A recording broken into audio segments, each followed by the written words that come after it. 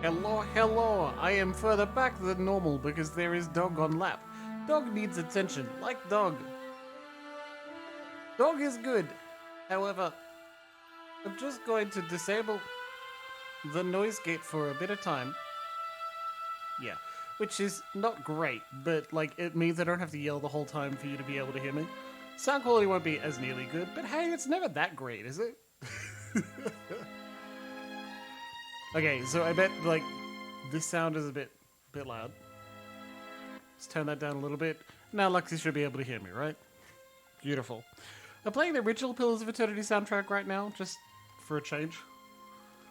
Hello and like welcome to Monday, folks. Monday night stream playing Pillars of Eternity. Back to Slam Shadows, making ourselves like kicking some ass, right?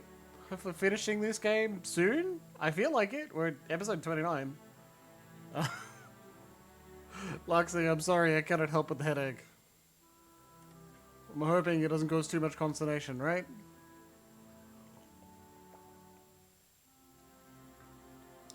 Coming at you with it on a Monday, and a Monday in which there is a very unstable Jimbles. Whew.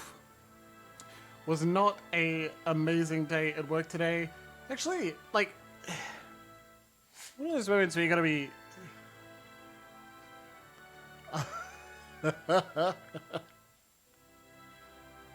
Yeah, fair, right? I believe your sister is also moving buildings the same way that Emma is. I don't really want to give away the workplace right now. There are women on the internet and people are jerks, so it's not. And so, yeah, it's not exactly an easy process. Like, today I'd say it's a little victories day, as in we got through all of the workday before we had a breakdown. Fuck yeah, progress. And as I like angrily yelled in traffic, I know, just the standard breakdown bullshit. I yelled, I refuse to believe that this is progress, that this is better. And then I followed up with, but I won't let myself assume I will always feel like this. Ugh, fucking hell. I already took like a counselor. There was assigned reading, well, extra credit readings for university this week that I did during my lunchtime. And one of them was a video that was like, top 10 things I wish I knew before I was a therapist. And I watched it. And one of the things was how much you would appreciate your therapist colleagues and friends. Because they often know when to encourage, when to talk you down, when to like get to the heart of the problem. And the whole time I was thinking, yeah, that's right. However, part of that also applies to people who've been to a lot of therapy. At one point, I was saying to a friend I really like very much that we talk like therapists, don't we? And in some sense, we do to each other.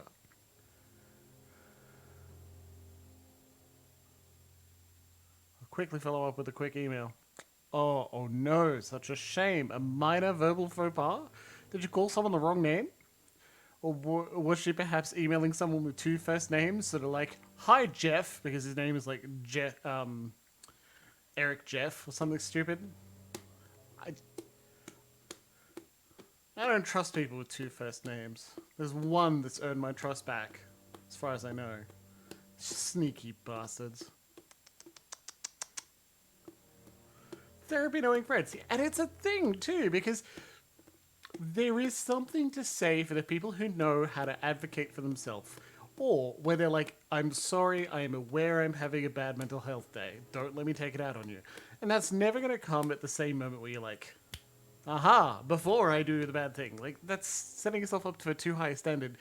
But there is absolutely something to be said about your friends who communicate in ways that are open and honest and looking after each other. However, it's identifiable so much so that I know that some people see it as a warning sign, a red flag, because if you don't trust someone and you are perhaps looking for an excuse to not trust them, knowing that they have been through mental health care could be enough of a reason to go, I don't fucking trust you, and like, that's bullshit. I hate that idea. God. This person has not had perfect mental health all their life, so they've requested assistance in a capacity that essentially everyone is going to go through at some point in their lives. Yeah. Right. And I'm not actually thinking of anyone in specific, but I know it's not a perfect book, but why does he do that? No. Lundy Bancroft? Give me a second. Lundy Bancroft. Lundy Bancroft. Good name, Lundy. Why does he do that?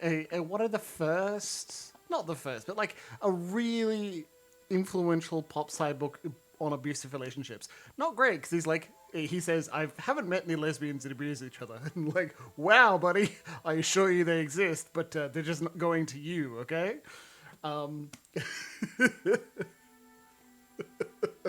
But why does he do that is a great book. Yeah, I know, right? I assure you the LGBT community is not so pristine and perfect they've never had an abusive relationship. Hello, Captain. Meow. Good boy. Anyway, there is a line that sticks with me a lot. He mentions the type of abuser that pretends to be, now we'd call it, pretends to be woke. But, they're hopped up on information, they understand the common pitfalls, and they know that they speak the language of therapy, but primarily as a way to avoid taking responsibility. And other really important lines, why would the abuser want the scenario to stop? They get everything they want, and all it costs is someone being afraid of them. They get someone who is always, consciously or subconsciously, trying to not make them angry and make sure things go their way. Why would they want that to stop?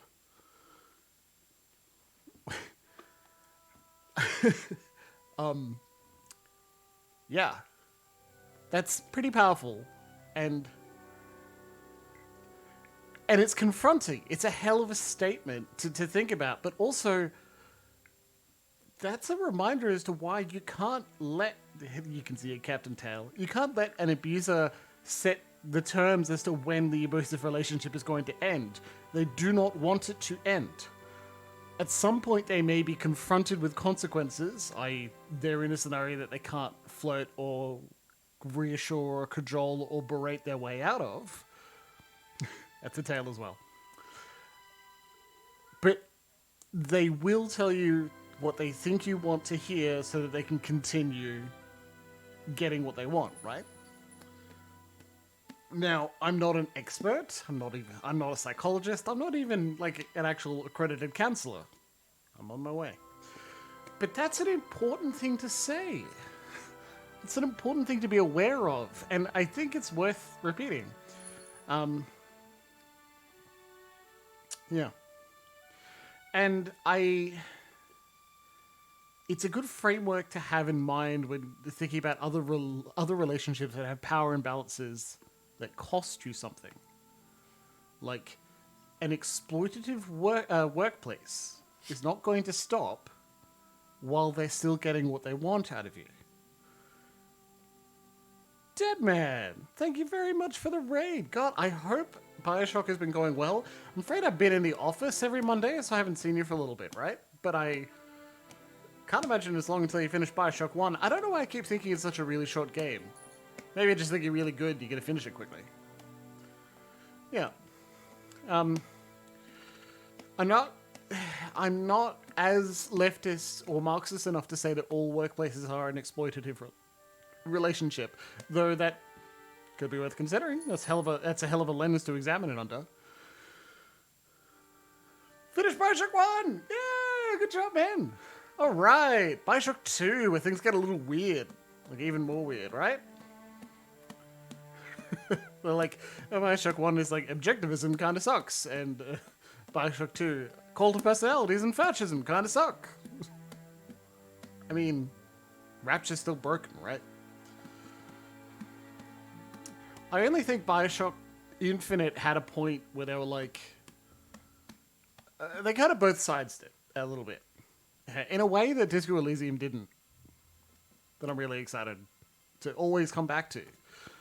Disco Elysium kind of leads you down the trail to say, hey, look, capitalism sucks. Here's how bad it is in all scenarios. Do you want to do a communism? Yeah, you want to do a communism? And then later, They kind of point at all the ways they're like, man, you thought this would be easy, you moron. Look at all the shitty things the communists have done. What the fuck is wrong with you? It's not just a game that's like everyone is bad. It's more of a like there are bad people on both sides. It's just like, no, these are the costs of the particular attitudes you want to take going forward. A game that makes you consider the choices you're making, or consider the things you're saying in a video game, is how I'd put it. Because the thought cabinet and the racism with Measurehead it's a big thing to me. It's a great example. Like, I feel like in any other game, you go up to Measurehead and he's like, I am a racist. And he says racist shit for a long time and he's pretty reasonable about it. He's reasonable but wrong, obviously. And you can point at logical flaws in it. He doesn't give a shit. And then at some point he's like, I want to let you pass if you say racist things. And then you can go away and become a racist. Now, I feel like in other adventure games, you just click the dialogue option. Like, oh, I'm going to say the shitty thing and I'll get away with it, you know? It doesn't matter. It's not going to be that big a deal, right? Just use it to get past one dude. Oh, no. In Disco Elysium, they make you go and think about racism. Like, you click on the item in the thought cabinet and internalize those racist thought patterns, and they will be part of you. And you will have to spend experience points to remove that thought, let alone put another one in its place. No. You can't just say that shit. You could in real life, I suppose. But here in Disco Elysium, you can't just say the shitty thing to get past the shitty person to pretend you agree with him. No, that has weight, especially with something so heinous and bullshit as racism. The game won't let you just say it. Now that's a bit of a stark difference. You know how Slam Shadows, he says, getting back on topic, how we attacked a merchant ship and nothing really happened? Like, we felt bad a little bit. Mako, I've been all over the point tonight, so who knows? You can always check out the VOD, because shout out to my friends in the VODs, the people completing the game, not at the same time, but absolutely as much as the rest of us. Half my chat felt very bad, yeah. To like, it's not fun to go beat up merchant ships for no reason, you know? But we didn't internalize that. How many of us think of Slam Shadows as a pirate who killed a bunch of merchants for no reason? And I'm not saying that every decision must be important, but a game that gives special attention to some choices and say this will change who you are, that's worthwhile. I gotta say, I've played Disco Elysium once, and I've thought about it a lot, but I haven't booted it up because I'm looking for an escape or a cheap way to play or just sink into something. That's what I keep Potato around for, right? And so, I don't know. It's worth considering. I don't think it's the most important or even the most profound thing I've said or thought tonight, let alone in general. But I'm further back than normal because there's a dog on my lap, so you get to see more of my chest. My God. Mako, thank you so much. Yeah, have something good. A reward for talking about piracy and racism. You know. Oh. Anyone who was happily following me on Twitter got to see, like, an interesting thread where I was talking about my dream this morning. And I say this morning because I know it happened between the time where I woke up and fed the dog and went back to sleep. Dog and the cat. The cat's a loud one. Marvel will just essentially go back to sleep. She must be pining for attention. She was complaining a little bit until I gave her a carrot and let her settle on my lap underneath a blanket.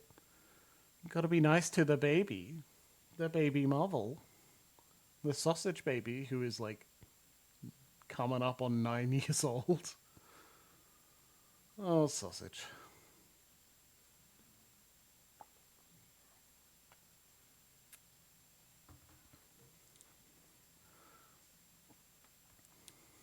See that marker that says careful. Or you. That tip that says get more than 3 injuries and you'll fucking die. I checked out a new YouTuber today called Mandalorian Gaming. Or Mandalore Gaming. One of the two, right? And he's close. He's not quite long enough, so he doesn't go into like the feelings of video games, but otherwise I like his style. And his coverage of tyranny was interesting, especially for a game I haven't finished. Hey, you get name dropped by Sophie from Mars in a review of Pathologic, and I'm back on it. So it's been a little while. What the fuck have we been doing? My friends, we entered Act 3.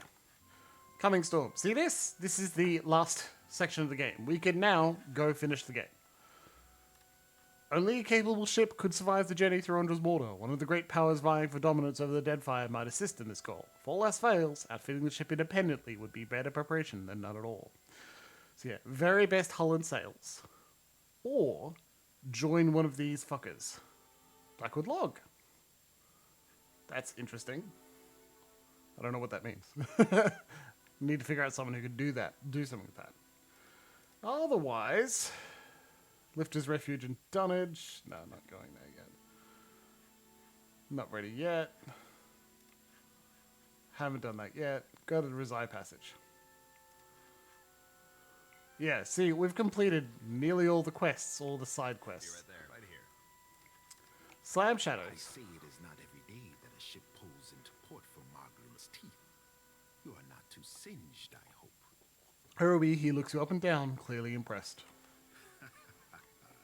Our enemies scramble for Kaizo, dropping all pretense of strategy in their panic and haste. Sighing, Haruhi, he gestures for you to speak freely.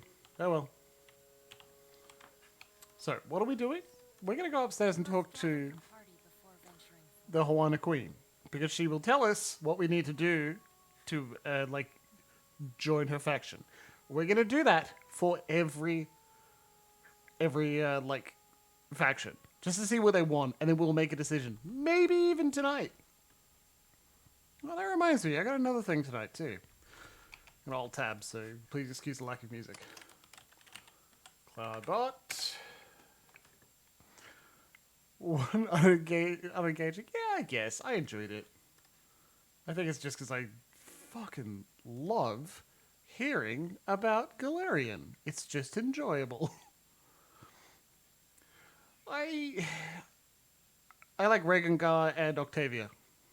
Great couple. Love that you can bang both of them and date both of them and love all of them at once. It's just fantastic. So Jimbles has a giveaway.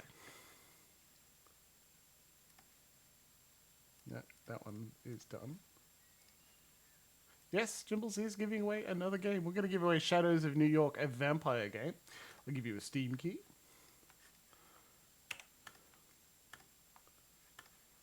Any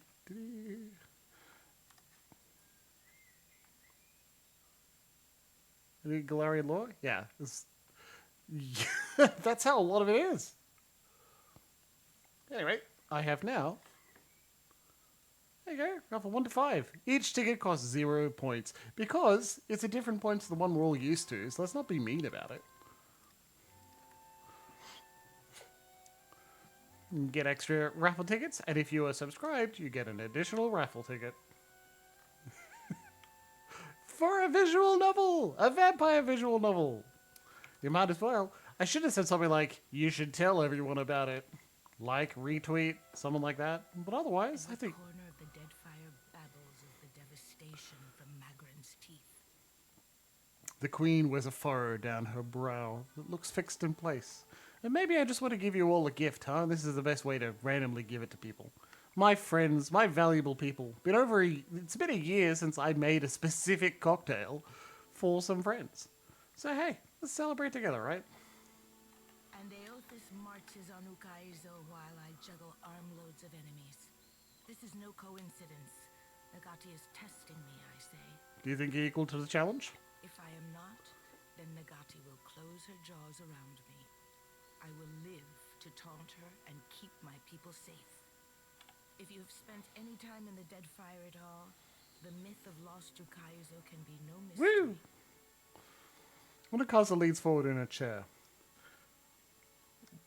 Let's use the lore, use the skills. Wasn't it the capital of the old Hawana Empire? Eora, you have the right of it. Some of us would see its purpose restored. Alright, Mega. It's yours to do what you want with. If you win, you can give it to someone else. They say the beaches of Ukaizo spanned impossible horizons, and its towers graced the light of distant stars. She blinks up at the sky, her gaze tracing an unseen shape. At night, I even... but it is nothing. She waves the matter aside as if brushing at a moth. Have you been dreaming of Ukaizo, Highness? Akira, since I was a child. Monokasa slowly exhales through her nose. Do your dreams ever wake you in the dark of the night? To find yourself trembling and tangled in blankets soaked with sweat? Do you ever open your eyes, feeling both fearful and sick? Thanks, Shoti. Blinking, Monokasa folds her arms and looks from Shoti back to you. Curious company you keep watching. Yeah, you have no idea. No? Just me then? Oh, babe. When I close my eyes, I stand before the gates of Ukaizo. There are always 3. For what would there be 3 gates? She furrows her brow and shakes her head. Clearly a question she's asked herself many times before. I do not say I am meant to go, but the gods. They want the Huana to return and reclaim what we lost. The gods certainly aren't above picking favorites. For what do the tribes not fight each other? For what are we united if not to take back lost Ukaizo? Monokasa shows her teeth. It's difficult to tell if she's smiling or grimacing. Under Wodika's gaze do we keep order. Atop Nagati's seas are we tested. From Ikuhu's bowels do we carry wisdom back to the tribe. You sure that's wisdom? Dare's got a point. Why fight? What does it get? What do you gain? Revelation comes from unlikely places, soldier. I say you should have learned this on the battlefield. Monokasa nods to Adair. The gods want this for us, I say. We have come this far to restore order and earn back our empire. So, Watcher, do we unite and sail for Ukaizo? Monokasa eases forward in her throne and studies you, unblinking.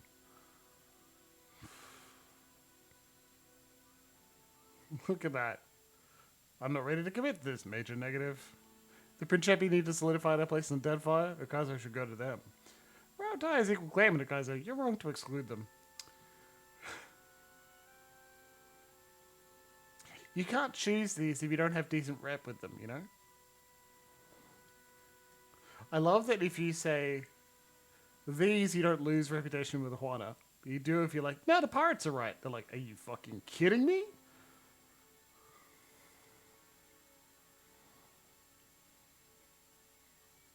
You can get a cruelty one here if you're like, you lost it once, idiot. Just stoic there. That one's... Let's do that. We're going to make promises, but we can let our save if we're locked out. I don't think we are. If you can help me get to Aethys, I'll help you get to Ukaizo. Akira, to Ukaizo and the prosperity of the Huana. Onakazu inclines her head and raises her fingers to her brow. Before we commit to a point of view and, like, strategy, you need to know what they're asking for. The Huana are strong, but our foes are stronger, richer, more relentless still. I say that the gods have delivered us an advantage we sorely need. Good girl, Level. You settle down there. It is beyond time that we rid ourselves of the trading companies. Oh, is that all? Now that dog is off my lap, she's happy to go back to sleep. I'm going to turn the noise gate back on. And there, that should be a little bit clearer for you. She closes her eyes and draws in a breath, grateful to say the words aloud. The Wahaki stand with us. With their howling warriors on our side, I say no foreign fighter will hold their ground. We have studied the chart of our ancestors, seen the dead fire as they saw it. Matario Kozi will lead us home again. It used to be that the strength of the trading companies grew by the lengths of an eel's belly. Now they grow fast and unchecked, feeding off all they find. Ooh, lucky you, Lexi. It is my responsibility to defang the serpent before it bites down on my neck, and I need all the help I can get.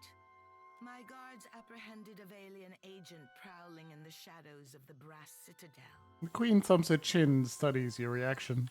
By his own admission, he was there to blow up Rawatai's black powder stores. Explosives. That would be an act of war. Akira, incredible, is it not? And legally sound as far as the Republics are concerned. Yeah. Can't trust those goddamn Valiant trainings. You must pick up where the Valian agent left off. She holds your gaze, letting silence carry the weight of her words. Whatever the Watcher thinks is best, I'll go along with it. Say nothing. Now you hesitate. Anakaza crosses her arms. After the powder house is destroyed, our prisoner's testimony will point the way to Director Castor. You must not fail me. Her thoughts hit you with drum-like percussion.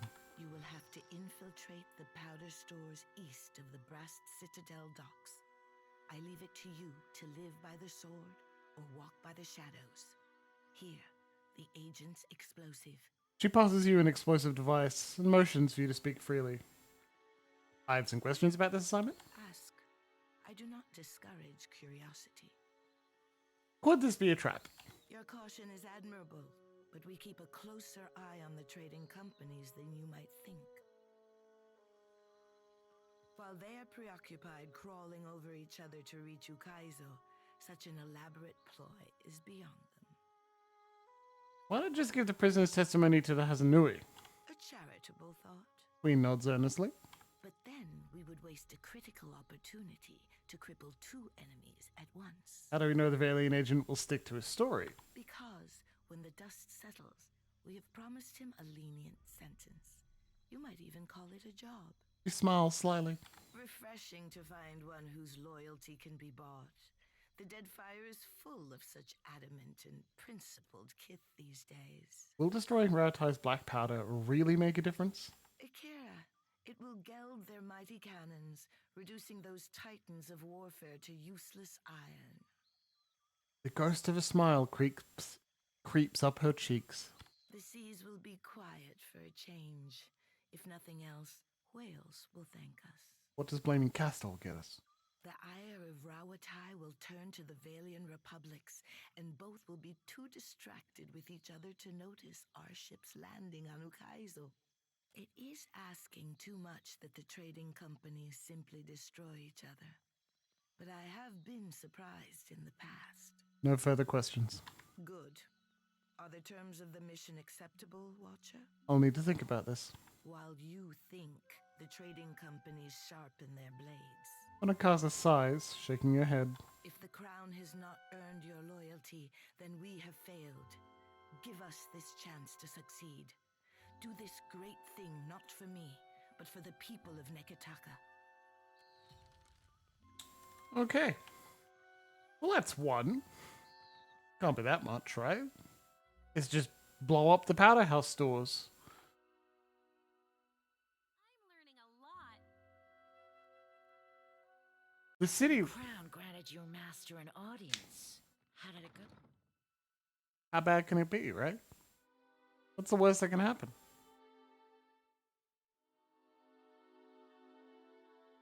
Let's go find out, huh? What do the others want from us? That's her requirement? We set out to disrupt two of the other trading partners, and then possibly go kill all the pirates after. I don't know. The burned book grows warm in your pack. I think it's a quest item.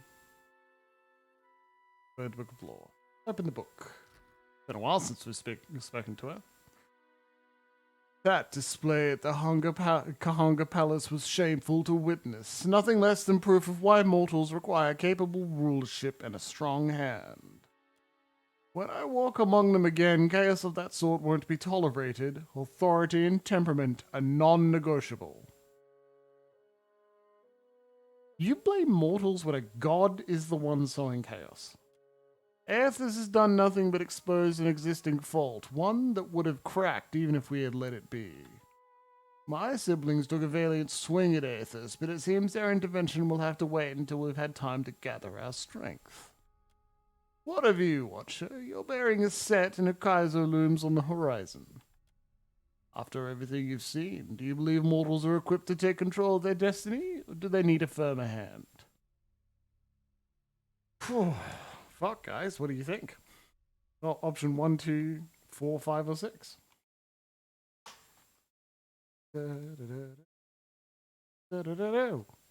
All started, baby.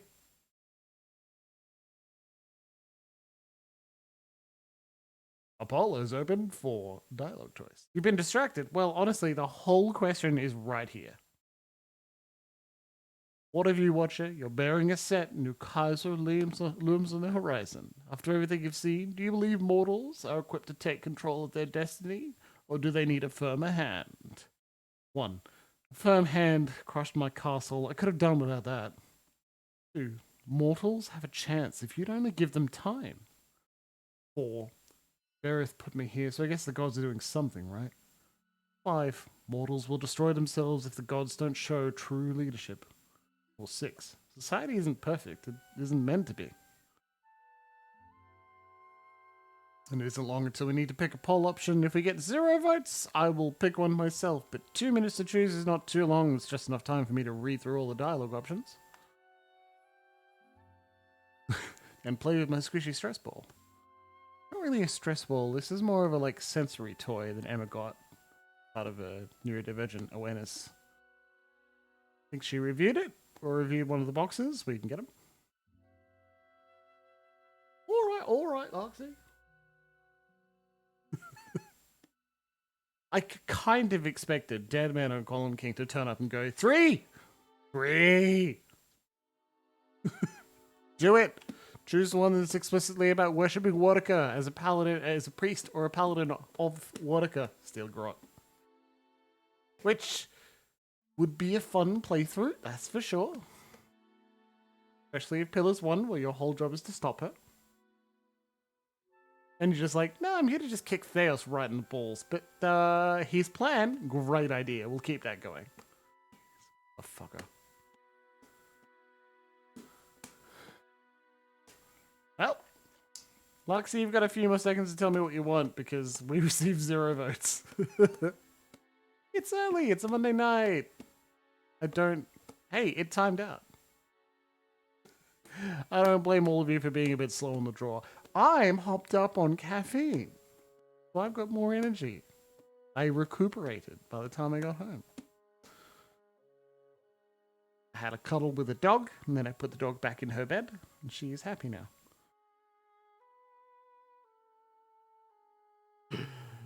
Oh.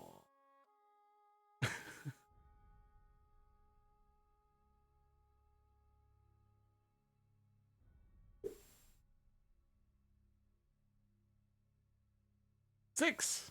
There you go. Society isn't perfect. Isn't meant to be. Idealism like that will get you into trouble. Someone must impose perfection. Someone must demand it. Without the gods, justice and law have no teeth. Find Aethys. Follow him to Lost to Kaiser. If he listens to reason, then your naive optimism will not be put to waste. I noticed my brother's frozen corner of the beyond is quieter than usual. The doors of the Vitmouth have slammed shut. You made it out of the white void intact. Has anything you witnessed on the other side informed your opinion of the mortal world, Watcher?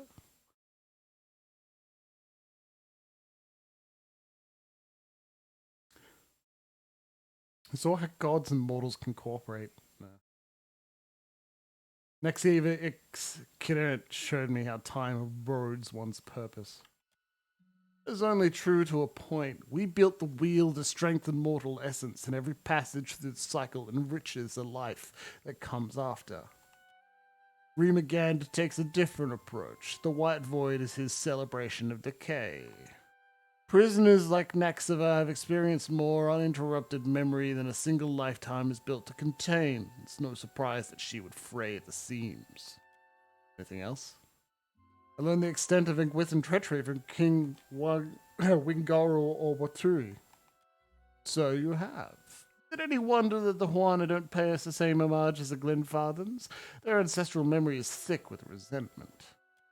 Anything else? Not how gods and mortals can cooperate through Whiterun's eyes. If you can call that cooperation. As long as you realize that mortals are tools to serve our ends, I will not call your lesson wasted. I'm just happy to be warm again. Of that, I have little doubt. Remember what you've learned. It might not save your life, but mortals could do worse than enjoy a broadened perspective. So, another of Nekataka's dirty secrets comes to light in a spectacularly dramatic fashion. You should think twice about your Juana friends if anyone bleeds ignorance about the dragon beneath their streets. A dragon is not so easily hidden from the world, much less the eyes of royalty. Outsiders put the Juana in an impossible position. They compromise their ethics to survive. I'm pretty sure she's going through all the things we haven't spoken to her about. This will be about the dragon that was underneath the Water Shapers Guild that we set free. The Juana think the diminishing of their oldest talent is a test from the gods. They couldn't be more wrong. Everything they do is a test, and we observe closely. And yet you allowed the beast to hunt the sky again. Was its freedom worth the price of an orderly, balanced society? Think on that. I did not expect the Wahaki to bend the knee to a Kahanga ruler. Perhaps changes are coming to the archipelago faster than I anticipated. This is a pleasing shift of fortune. Submission to a rightful authority is the only natural conclusion when the alternative is war and death. I hope that is a lesson mortals remember. I'm beginning to question my trust in you, Watcher. This is a sacred communion, and your conduct is beneath any acceptable standard. Even though you are living up to my admittedly low expectations of mortals, know that I am displeased, and that is a dangerous way to approach me. You have no power over me. I owe you nothing. Is that how you see it? Very well, then. I'm the one at fault for putting any trust or confidence in you. From now on, you just do as well to leave my book shut forever. Wotica nods stiffly. You feel her presence drift as a breeze, rustling as it goes. Fuck off. There's literally no way we'd apologize for it. Why would we do that? Why would we bother?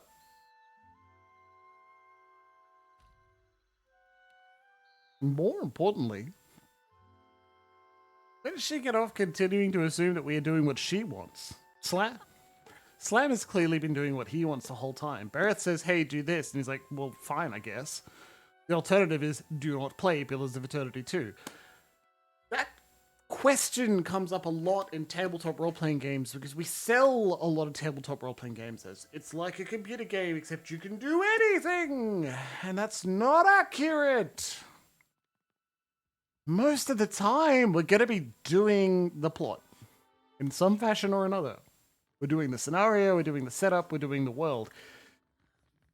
And this requires buy-in. If there's one lesson I want to tell new players to role-playing games, if I'm allowed to get on the soapbox, it is at some point you're going to be asked if you want to do...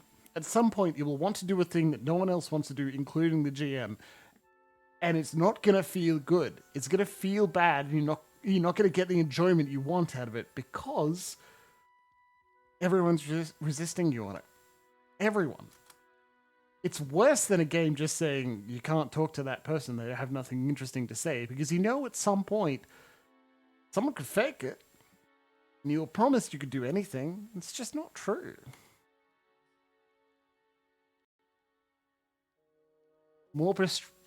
Smaller scope games that don't try and do everything are better at saying, that's outside of the scope of the game, man. We can't explore that question.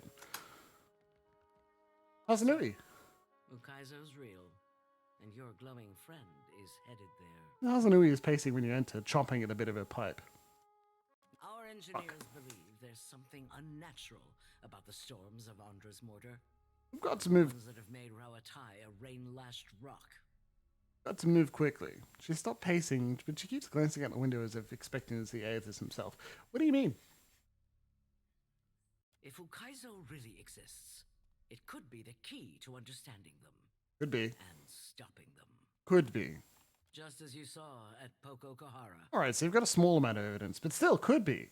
The Ingwithans were masters of engineering, and with the knowledge of Ukaizo, we could surpass them. She watches you through eyes as bright as embers. A cool draft moves through the room, but a feather, slick sheen of sweat glazes her forehead. Ukaizo was originally the Juana capital.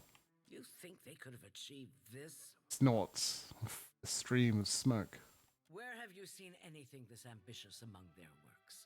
The Engwithans, on the other hand, left monuments to their greatness around the world. Last time you underestimated Tijuana, you lost the tenets of iron. We won the Battle of Nakaro Atoll. The sinking of our ship was a child's tantrum. Her face darkens. They build nothing in these glorious islands, and they resent us when we do. Fucking colonizing bitch. Does Rawatai not also deserve the chance to flourish? You trampled the Tijuana in your rush for a Kaizo. This isn't about ill will toward the Huana. It's about pulling our people from the mud and stabilizing Deadfire while we're at it. We could truly transform Rawatai. No more flooded cities. No more harvests washed from the fields. She takes a drawer in her pipe, has a pensive but focused quality to her gaze, as though she can see this bright future in rising smoke. If Aethys destroys the machinery of reincarnation, bad weather will be the least of your problems. That's why I'm counting on you to deal with him. Yeah, you're pretty sure I'm going to do it no matter what. I can help you reach Aethys. But first, I must prepare for the world we'll all live in after you confront him. He looks out the window as if assessing the lands beyond it. Okaya's engineers are working on something that will get us to Ukaizo. But a final matter remains before we can deploy it. He watches you carefully. You've been invaluable to us, so I hope you won't balk at what I have to ask for next. We'll see. I want your help with the final operation, but you should know that it will likely turn the other powers against you. I must have your unconditional support before I can disclose the details. And once I do, there will be no turning back. She clasps her hands and fixes you with an unblinking gaze. Even with the smoke hanging in the air, seems to be frozen in place, awaiting your answer. I need to think about this. Think well, but do not think long. She nods. You need to control Ukaizo? Couldn't you disable the storms and be done with it? If Ukaizo works the way we think it does, then leaving it for someone else would be about as Yeah. smart as point.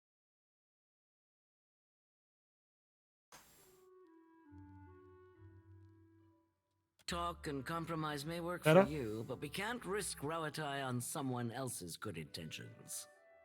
Okay, farewell. See, the thing is, we can go back.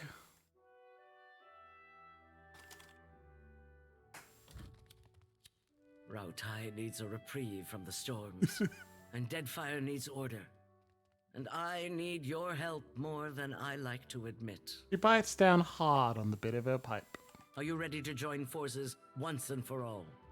I'm with you no matter what. Then you must kill Queen Onekaza II. She nods. Wait, which queen was that? The second. Eyes wide, she waves her hands in the air, an obvious signal of distress. Are you to decide the fate of nations, Karu? And the lives and deaths required of them? This sounds disturbingly familiar. Elth shakes his head at the Hazanui. Adair nods in agreement. I don't ask this lightly, but while the Queen holds court, pirates and Valian profiteers close in. And my countrymen back in Rawatai see their homes and crops washed away by storms. I know this isn't how you'd like to do things, but it comes down to this: the continued decline of Deadfire or its sudden transformation. We didn't bring Maya here with us for a reason. This is the only way to forge a stable future for Rawatai or the Deadfire. The reason is that I And forgot. I need you to help us achieve it. She's as still and rigid as her wooden hand. What exactly is your plan? On my signal, the cannons of the Brass Citadel will fire, and our ships will bombard Queen's Berth. Oh, cool. Love it. That should draw enough attention away from the palace to allow you to infiltrate. Her shoulders relax, and there's an intent gleam in her eye. And if I know the Queen, she'll wait out the danger on the roof of the palace. She nods to herself before looking back at you. I advise caution and stealth. The Queen will send many of her soldiers to the harbor. What about But my... those that remain will be on high alert. What about the wanker? It's docked at Queen's Berth. My cannoneers are the very best. Your ship will not be damaged. And the prince? Attacking him will likely raise the alarm, and the Queen is your main target. Still, losing him would be a blow to the Juana, should it come to that. You're going to attack a harbor full of innocent people. We are going to sink Valian ships and damage their infrastructure. Trust me, I want to avoid casualties. I'm sending you to assassinate the Queen because I don't want to massacre her people. She lowers her head, watching you for understanding. We're doing this right now. I cannot let this opportunity escape us, or risk word getting out. I can't do this. You stand so close to greatness, to rebuilding broken lands and reversing the path of storms, and you lose your nerve over one life? She shakes her head to hide a furious disappointment. I can't let you leave now. She nods to the guards who draw their weapons. Okay. Yeah, so Lexi's got a good point. You know, the point of, what? What? Yeah, absolutely, right? That's fucked up. The solution is, alright, let's just kill the queen.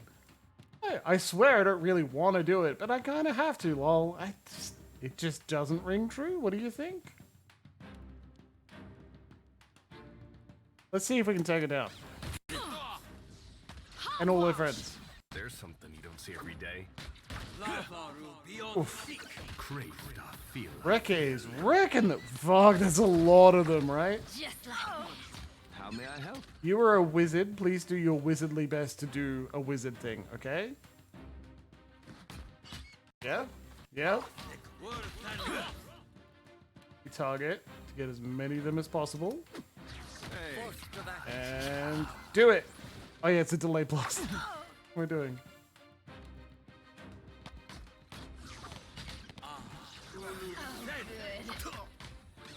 And blast. Very good. Well, you can't do this now because you killed her anyway. It's not going to be a problem. Don't even worry about it, dog. It's beyond me. Look at Slam. Just in the center of them, doing fine. What can I do you for? Feel I feel. You've lost reputation with the Royal Dead Fire Company. Do ya? Yeah. So, I'm just killing him to see if we can. Because that's fun. And then I'm loading our save that I made before we made the decision.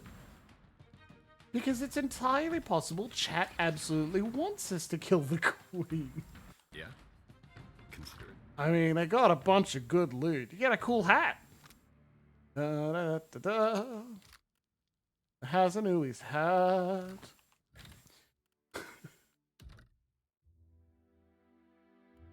Yeah, so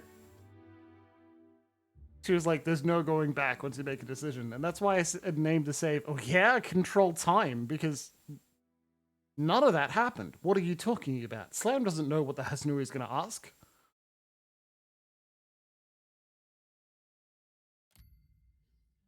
Alright, yeah, we're just thinking about it. We'll be back later, I promise. Bye! Well, jeez. Bit of an ask so far. The Queen's like, hey, could you blow up a powder store? And then we'll set enemy factions against each other and they'll fight and probably kill each other, but I don't care. It's all for the good of my people, I swear. And it's not a hegemonic power structure and caste system they can't get out of. It's fine! When I was little, me and my brothers used to spend hours chasing each other through the Merkberry fields. Don't think a day went by I didn't have a skinned knee or a bleeding elbow. Oh, we did that sometimes. Only my brother usually had a hand in the bleeding. He older or younger than you? Either way, I bet he's just as strapping. Older. Was older. Then Raid Sarah's invaded. Oh, I mean, of course, that's gone, but I'm so sorry. Hi, sorry, yeah, it was my apologies. It was my nation and my faith that killed your brother. Let's not talk about him as much, okay? Okay, yeah.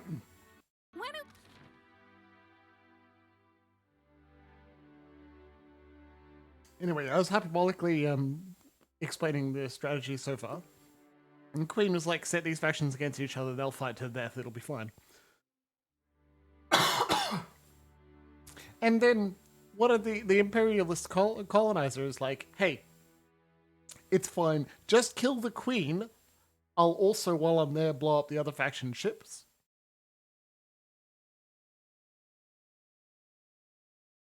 That way we can bring order to these islands, okay? Ignore the other ignore the racist caste system we intend to set up, okay? It'll be fine. Don't worry about it. Excuse me, I got a cough, so I'm just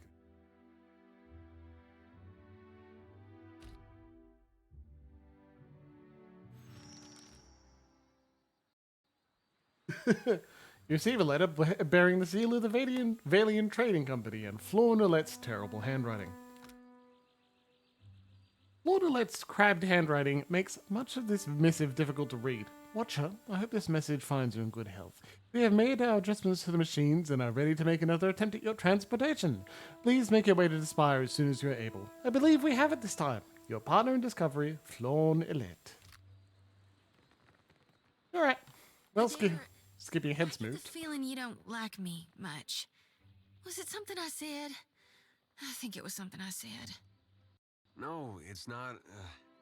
You're not doing anything wrong, exactly. Really? I mean, you tell me if you had a problem, right? If I'd bothered you this whole time? It's nothing personal. I just don't think we need to be talking, is all. Aw. Oh. Well, Buddy, no! thanks for clearing that up. Buddy, no! Come on, she loves you. Or at least wants to love you. I mean, that doesn't mean you... Yeah.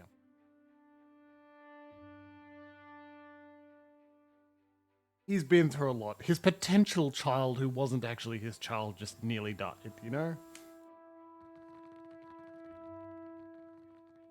Valiant Trading Company! No, not Lavara. We're gonna go upstairs. Hey, guys, in another timeline, I just heard the craziest shit. Wow. Anyway, I'm here. What can I do for you? You can help me stop the world from exploding, you know?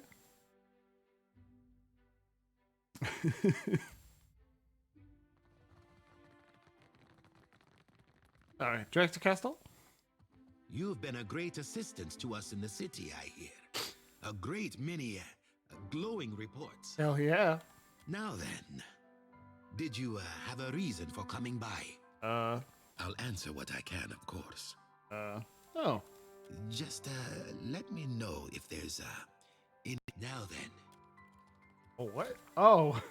I think we have to do skipping ahead first. Yeah, okay, well. Well, we're off to go do skipping ahead. Good sausage. Didn't even notice I get up.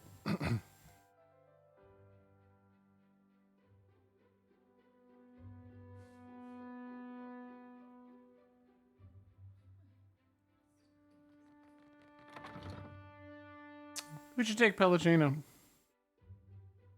Maybe. Maybe not.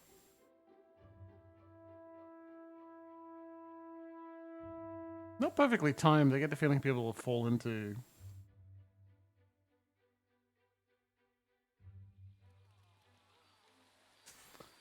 People actually accidentally fall into the other factions because they go talk to Director Castle and they're like, oh, he doesn't want me? Fuck it then, whatever.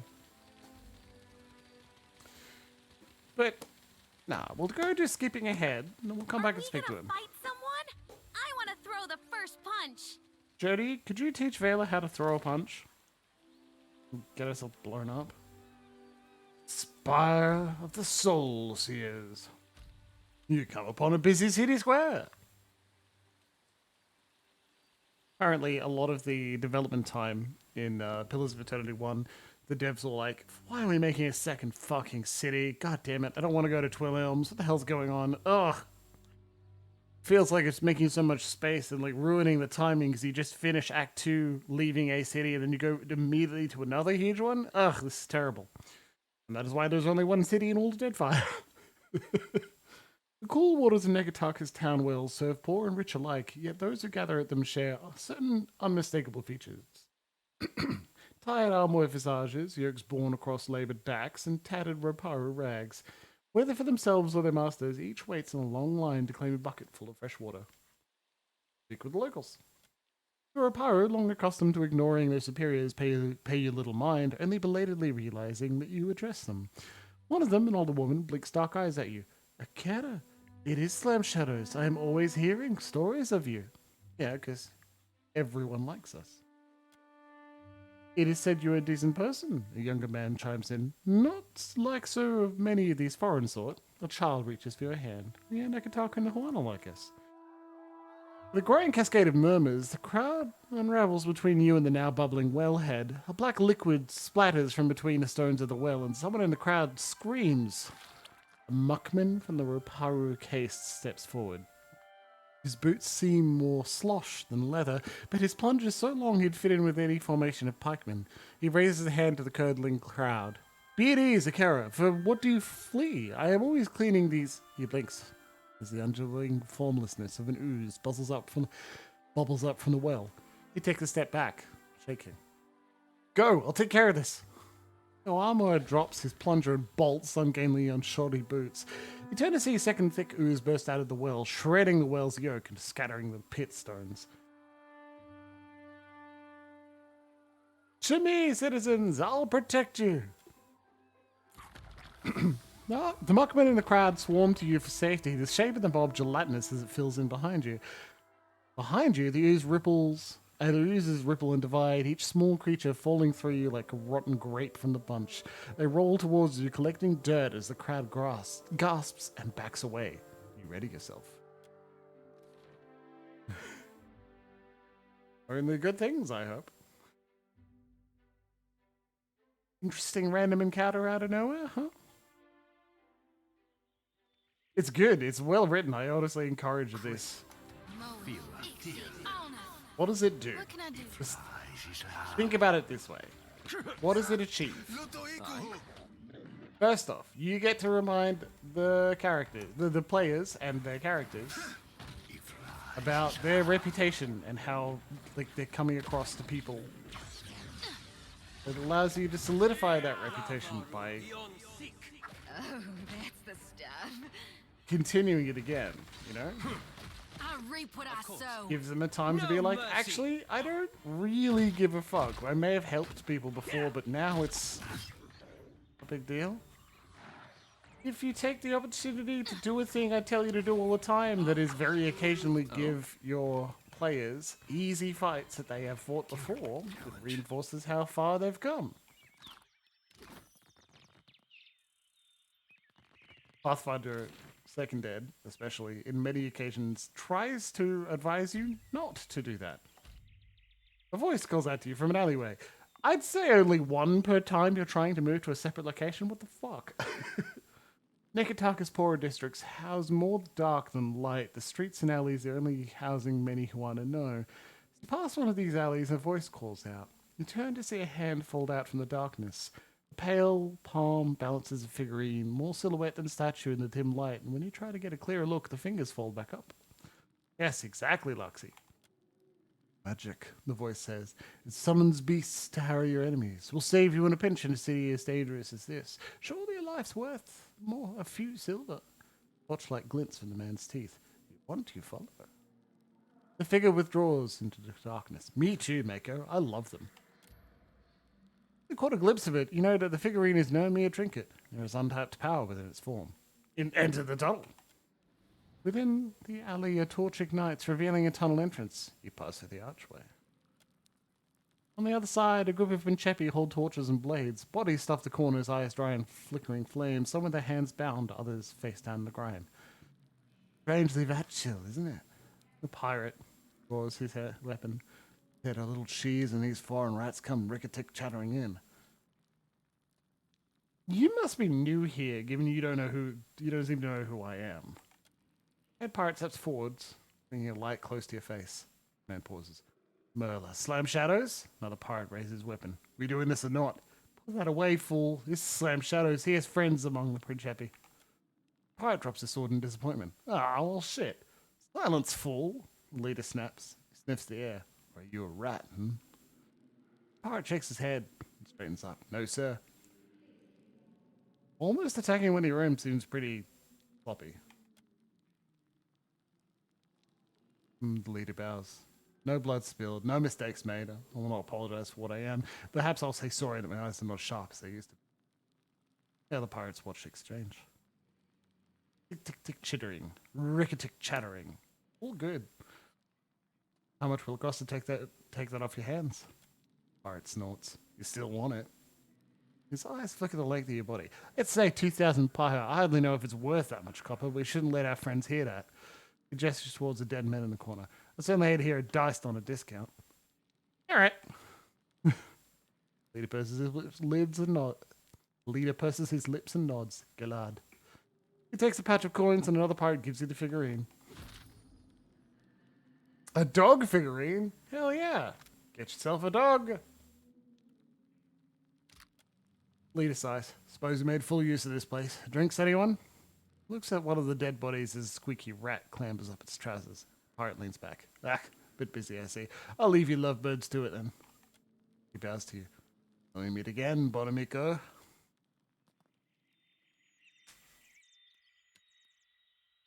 Fucking pirates?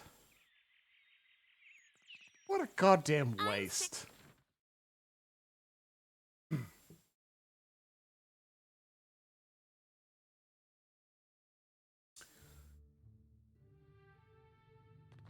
Well, it hasn't aged particularly well. The Dead Parrot, the Monty Python in general, the Dead Parrot sketch has an excellent ending.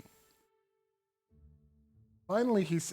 and the phrase has stuck with me for so long. It's an interesting point of view that makes it come about. The person with the dead parrot says, well, I suppose I'll have to shoot you then. And then, like, the shopkeeper goes, well, all right then. And he gets shot and dies. But then, as the parrot owner leaves with the dead parrot, says, what a senseless waste of human life.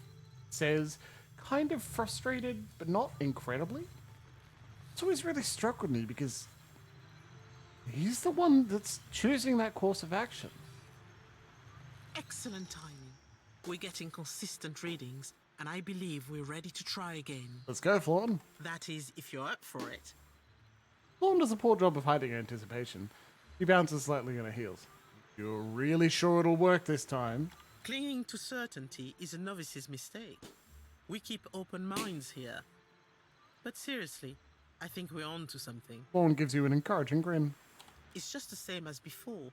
You focus on the Adra pillar, the machine gives you a boost. I'm ready. Great, to work everyone. Let's get this underway. Surely couldn't have been avoided, yeah. And you, just relax, but also be sure to concentrate very carefully. There was an excellent hour-and-a-half video about complaining to the NHS from Philosophy 2. And Abigail spends a bit of time talking about the philosophy of complaints, based on a book called Complaints. And it's been stuck in my brain ever since I saw it on Saturday. And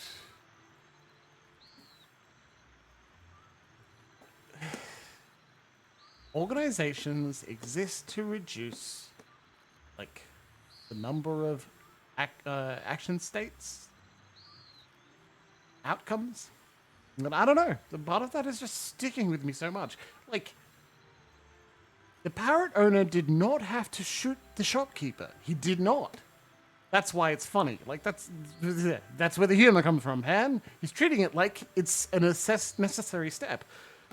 But like he's just following policy. My brother in Christ, you are the person writing the policy. And if you are not, policies can be changed. I'm also watching the Robodebt investigations. Fuck me, it's been a big goddamn year.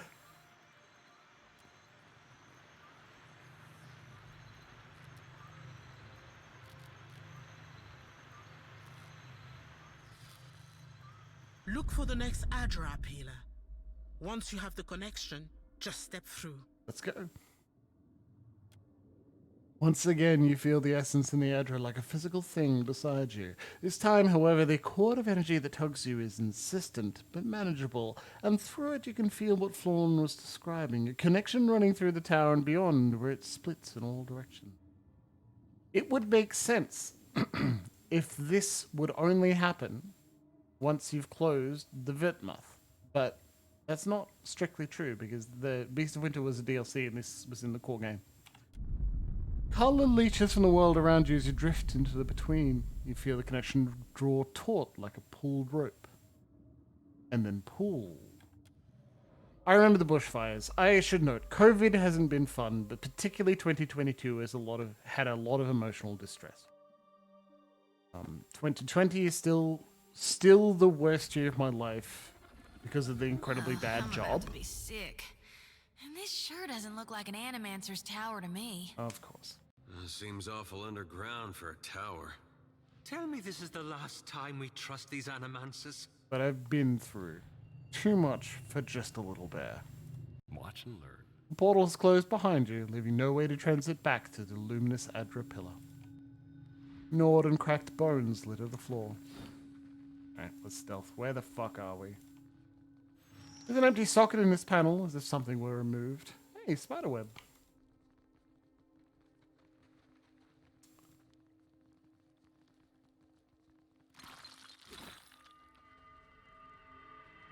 There are things I would have done differently or changed. A well-bit drainage canal that would have seen better days.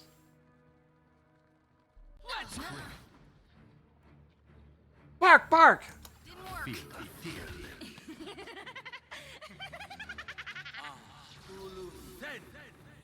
it. It's a shame the mods didn't fucking work because, like scream. Targets a spirit or vessel. We just. Oh, they're not spirits of vessels, Jimbles. Get twit. For my pleasure. Being ahead. Like an ancient Juana shrine to Ondra. Looks like they're. Yes, correct. Absolutely. Right here. It's also to note that I don't. That dog won't hunt. Most of the decisions, the risks, the things I stepped forward to take were absolutely worth it. Be right there. And even though I hurt, they were worthy experiences. Sawbones. Immune to injury afflictions. Negative defenses. Healing done. Hits converted to crits. Not bad. An amulet. Oh, I can go through that. Tell the people you love that you love them very much. It's just... I started saying it after I broke up with Dina. Not because I didn't tell her enough, which is just so tropey for a dude to realize, oh, I didn't tell someone I loved them. Idiot. No. It's the other way around. I did often, all the time, and I meant it, and it was... What? Found a strange lever. Lever. Like it'll go into something. Let's put it in the socket, see what happens. I told her all the time. I tell my friends, and it matters. And the act of telling doesn't diminish it in any way. I resent the idea that giving something to someone, emotion, things that come from inside you and do not have an end, the lever fits neatly into the socket with a satisfying click. That it would reduce it or remove it or take away, and it's just not true. And so if you feel it and you're confident and you're able to say it, tell the people you love that you love them very much. You don't lose anything. Sometimes they gain a lot. Rock and debris have collapsed onto this mechanism, rendering it inoperable. Bahawane. Huh. Found an exit. We're going to keep exploring. We're not alone. Ourselves some revenge, baby. Let's get ourselves some... Yes, I shall. Oh no. Oh no! Great. How could this happen? Feel it. I don't think I can pull that off. That dog won't hunt. Oh my god!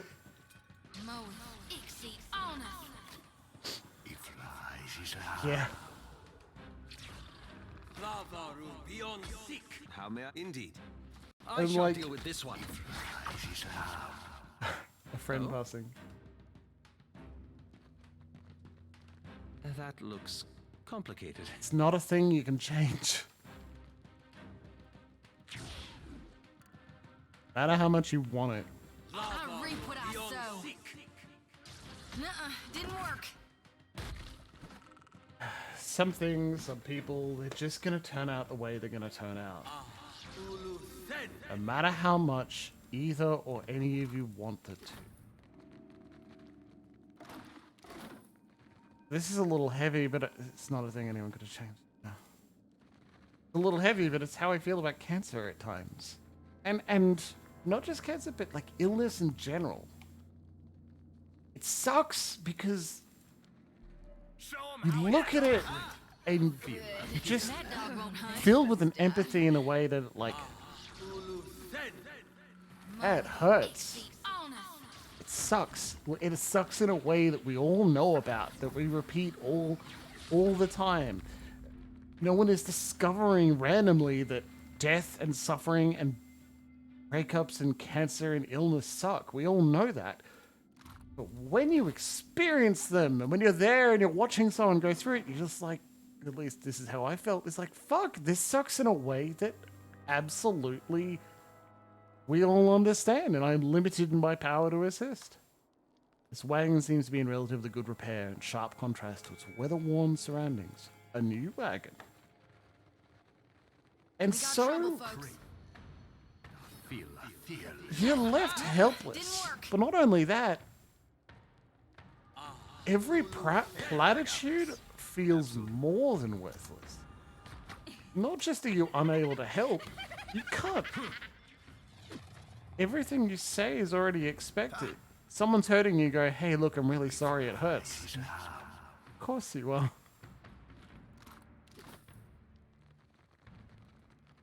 My god. Will it? Standing within the cage is a Hawaiian woman, clad in bedraggled clothing and covered in numerous scrapes and scratches. She clutches at the bars as you approach. You, quickly, you must help us. Those things have already come to take away my companions. Who are you? I'm Badama. We have supplier wagon. We are traders, the three of us. Please, there is no time. Let me get you out of here. Kara, not without a key, I think. Nor will I leave without the others. I cannot leave them to die. Okay? Look, she will be annoyed at us if we... A few chunks of unidentifiable meat lie in a foul-smelling slurry at the bottom of this bucket. What about whether it's already been said that the people will notice, the people who didn't, don't? Yeah, make it. That's a damn good point, you know? Like... Oh, good. Sometimes it's not about making everything better for the person. It's not a bad thought to be like, I'd like to improve your experience. I want to fix the problem that you're going through. Sometimes it can't, and all you can do is just be like... Sometimes it is mitigating the worst opportunities. Sometimes it's just avoiding the worst outcome for them. You just, as much as you can, don't want someone to feel like they had the opportunity to say they could help and they didn't say that. And this makes me feel alone.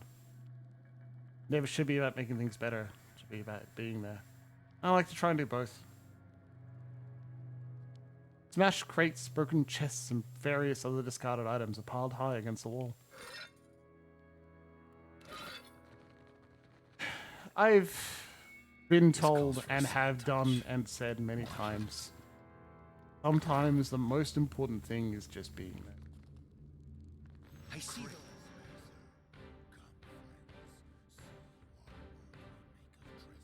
So quiet.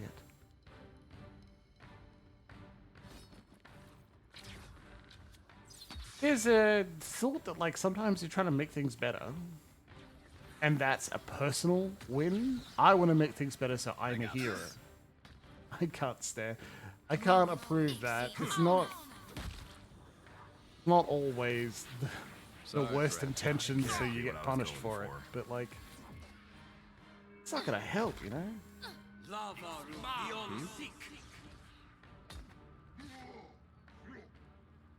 Yes? Thinks you got the decency to die? I shall. A colleague. Sorry, friend. Haven't you got the decency to die? I shall. That dog won't hunt. A colleague said something very interesting a few weeks ago, and it stuck with me in a way makes me appreciate it. He said, I don't think looks like it. I've had think I can pull mental that off. health issues in a way that some other people I know have. Yes? And I accept that. Please cut me loose.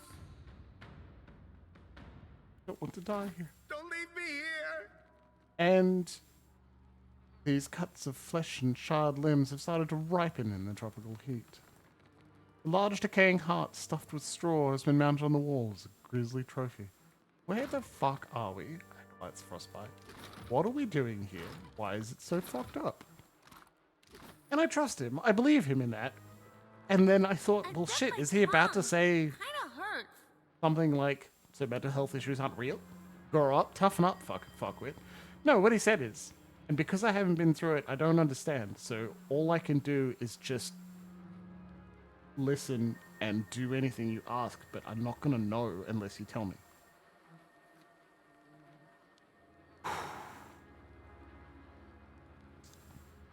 That might be a new gold standard.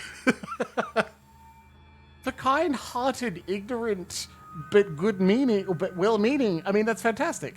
I don't know what to do. All I can do is do what you ask. I'm sorry if I don't pick it up before you need it. Good move. So yeah. At a glance, you take this man to be one of the Huana. His face crumples as you approach, and he sags in his bindings, murmuring repeated oaths of gratitude. Please help me. I do not know how it is you came by this place, Me but neither. please, you must save us. Yeah. Those animals ate him. My friend. I could only watch. He hangs his head, shuddering. Riku, who takes his life and spares mine. Please, let me free. I cannot stay here any longer. And tie him. Like, I want to ask the questions, I just don't want to leave him here. Ikira, you have my thanks once again. Yeah, so it's someone admitting their own ignorance and then still trying to make sure that they know that you know that they will assist despite it. Locks. Straight for the ribs. The man rubs his chafed wrists. They took someone else. Badima. She must still be in the cages to the southeast. These creatures must have a key somewhere. Please help her.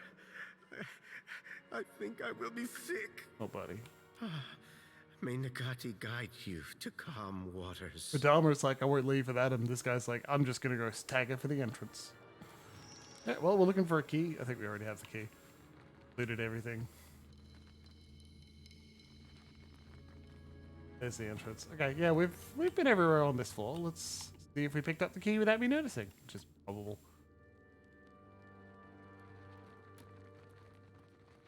Unlock with cell key. Kara, you have done it. Yeah. Heard fighting. Are you hurt? And what of the others? One of them made it. He's waiting for you outside. Gati preserve you. I owe you much. I have lost enough today. She wipes her forearm across her brow. I have no goods to give you in thank, for they were stolen from us, but you're welcome to what you find. I would be rid of this place and quickly.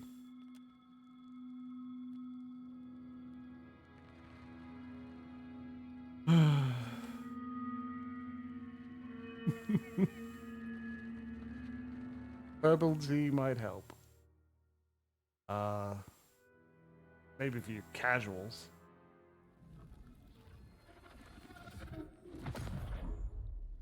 Let's go through here. Where does it go? I don't know. Let's find out. Oh. Okay. Cool. Casuals, it's fine. You're allowed to be in Bronze League mental health illness.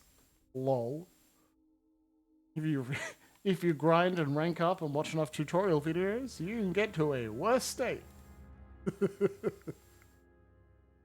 This is a terrible joke. I'm enjoying it.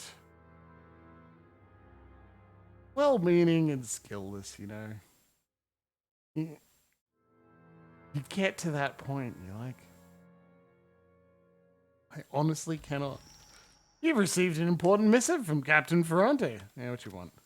My dearest watcher, a god with an agenda tends to put things into perspective. Now more than ever, it is imperative that we commandeer the floating hangman, if only so that we may chase Aethys to a geyser. I've called a meeting at the Consuelo Mascasitas. Please sail to Dunnage and join us as swiftly as the winds will bring you. Fortune favor you, Captain Ferrante. The steward would like to speak to you. Well, I've been trying to speak to the steward the whole fucking game. Oh, that's where we ended up? That wasn't far at all.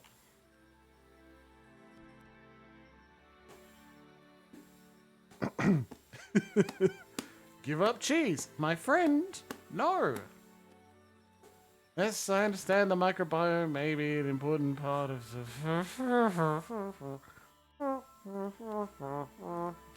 But... there's load-bearing cheese! God, I wish I knew how to get the fucking quotes list working. Load-bearing cheese is fantastic. I tell him caffeinated because I'm playing with a fidget toy. They must have called for reinforcements. What? Don't let them escape! What the fuck is going on? Hey! That order's too tall. Get up Here there. we go. Alright. Oh, Yeah. You like that? Slam!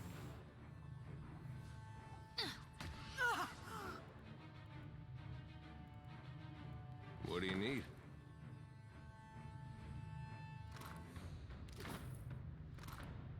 God. Animance's energy blade. Raw damage and attacks more quickly than a standard blade. That's actually really cool. Hey Dad, you want a new saber? Oh, that's right. Your saber's fucking sick.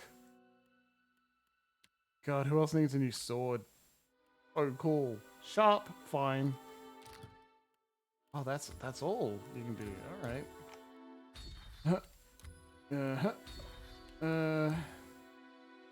Yeah, Adjabon. We got a little region. Yeah, okay, let's do it. This is dumb. I shouldn't have done that. Why did I do that? Fine. Frostfall. Herb, Fortune Ice, Blessed by the Void, Chaos Strike. It's just too good. We can't not. Baby Sigil.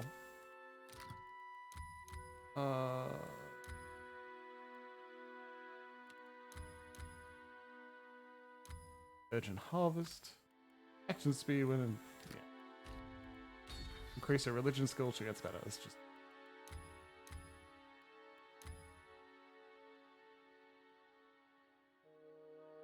yeah. That's a damn good idea. Friend to tap her in the shoulder and be like, you can't do this. The belt. No, you love the polearm. Alright, we'll figure out something to do with that cool saber. Pamper me too much and I'll What do you grow to need? like it. I know who we're giving it to. Yidwin, our Adamancer vessel, she'll have it. Lornalet, what the hell are you doing?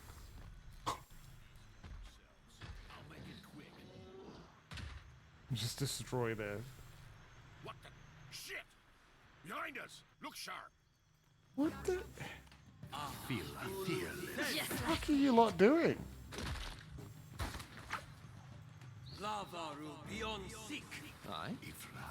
Taoyuki!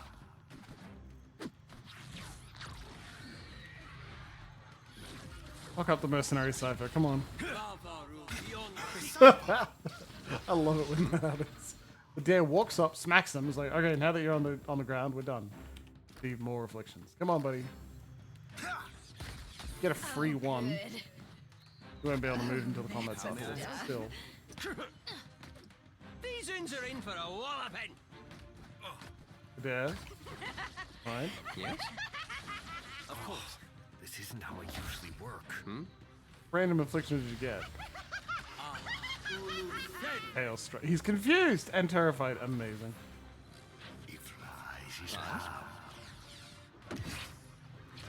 There, would you get out of the way so Rekka can get past? That's You it. do some wrecking. Yes? There's a better way to handle this. We'll take you, Watcher. Clutching at his wounds, the man aims a bloodied grin up at you. Who sent you? The man is too far gone to react. If he has even heard you, he slips free of his life with little fanfare. Muffled clatter draws your attention to the nearby chest. Nearby chest? Madiko, I thought I was done for. Lorne, the hell's going on? These monstrous brutes. Look at what they have done. They've destroyed all we have worked toward for a little coin. You think they're mercenaries? Without a doubt. The trading companies may be barred from open warfare, but it doesn't mean we're safe from one another. Huh. This is a bold move, even for the Royal Deadfire Company. They are losing patience. Wow, the Rautians take another mistake. And look at our machines. Lorne size. We'll clean up here. See to the wounded. You'd best get over to the offices. Let them know what happened. Well, well, well. No teleporting for us then, I guess. We're all still shaken, but it could have been a far greater loss without your help. Do you know if the game would have, like, kept track of whether we went anywhere else first? What can I do for you? Sure thing, amico. Comes with the job, doesn't it? We have asked all those questions before. Let's get out of here. Hey, a cop's and nothing on it. My least favorite kind.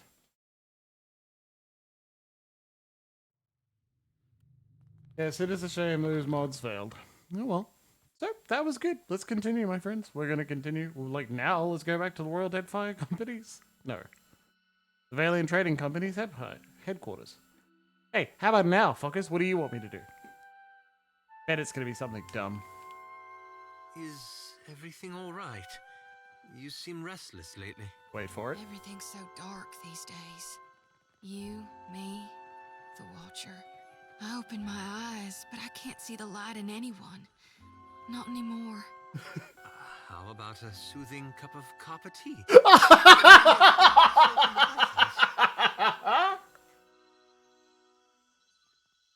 No! Aloth! We were just talking about this, you fool!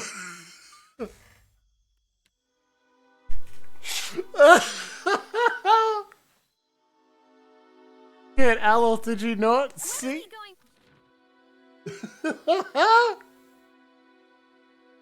By God.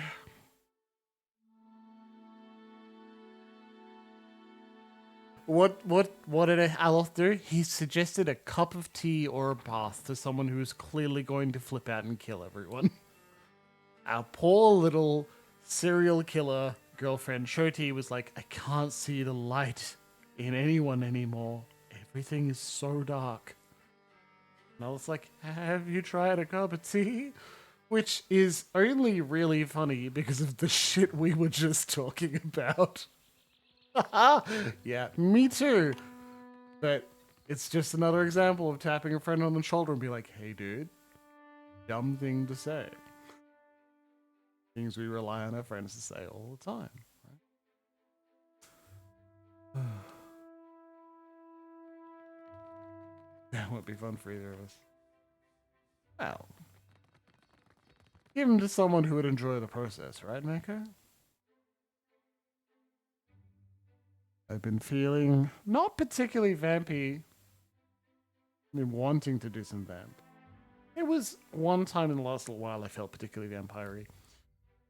You know, the disciplined majesty, how it's used to be make yourself like attractive and charming and like pull attention in a room and like as a soft emotional power rather than a hard power like dominate. I've always loved a quick little conversation about a vampire or some supernatural creature influencing another person, and they're just charming. They're just funny. They're just leading a room, you know? It's not bad. It's fine. And then another one taps them on the shoulder and says, "Knock it off." This one's like, "I didn't know I was doing it." Some part of them has accidentally activated the dangerous predatory charm in a way that just felt too natural. By God, you can't judge them? Little bloodsucker was just being charming and telling a joke and being witty. Enough that someone who knows what they're doing taps him on the shoulder and says, "Knock it off." And did then tap him on the shoulder in a way that says, "You're doing it and you will regret doing it. You will regret influencing people this way. You will feel bad." Well, they're tapping on the shoulder saying, "Stop being a predator right now. You're giving us away." I don't know. It changes from mood to mood. At some point, the last bit of time, yeah, it is break time. I'm finishing the anecdote, so I haven't started talking direct to Castell. I had a similar feeling where I was like charming and funny and friendly, not dominating, certainly present, fully engaged, part of my brain working. Even though I didn't want to be. I just didn't want anyone to see I hurt. Just used it as a defense. Vampires are sad, tragic, beautiful figures that have danger, love, lust, and they're sexy. But they're all profoundly damaged and broken things moving through the world. I like them. Anyway, let's have a break. I'm going to go make a cocktail. I'll see you in 15 minutes, okay? Mwah, be good. And they're sexy. They are sexy because all those things are humanity. There is no perfect, unbroken, undamaged person. And they have their own benefits anyway. The whole process can be enjoyable. There is joy to be found.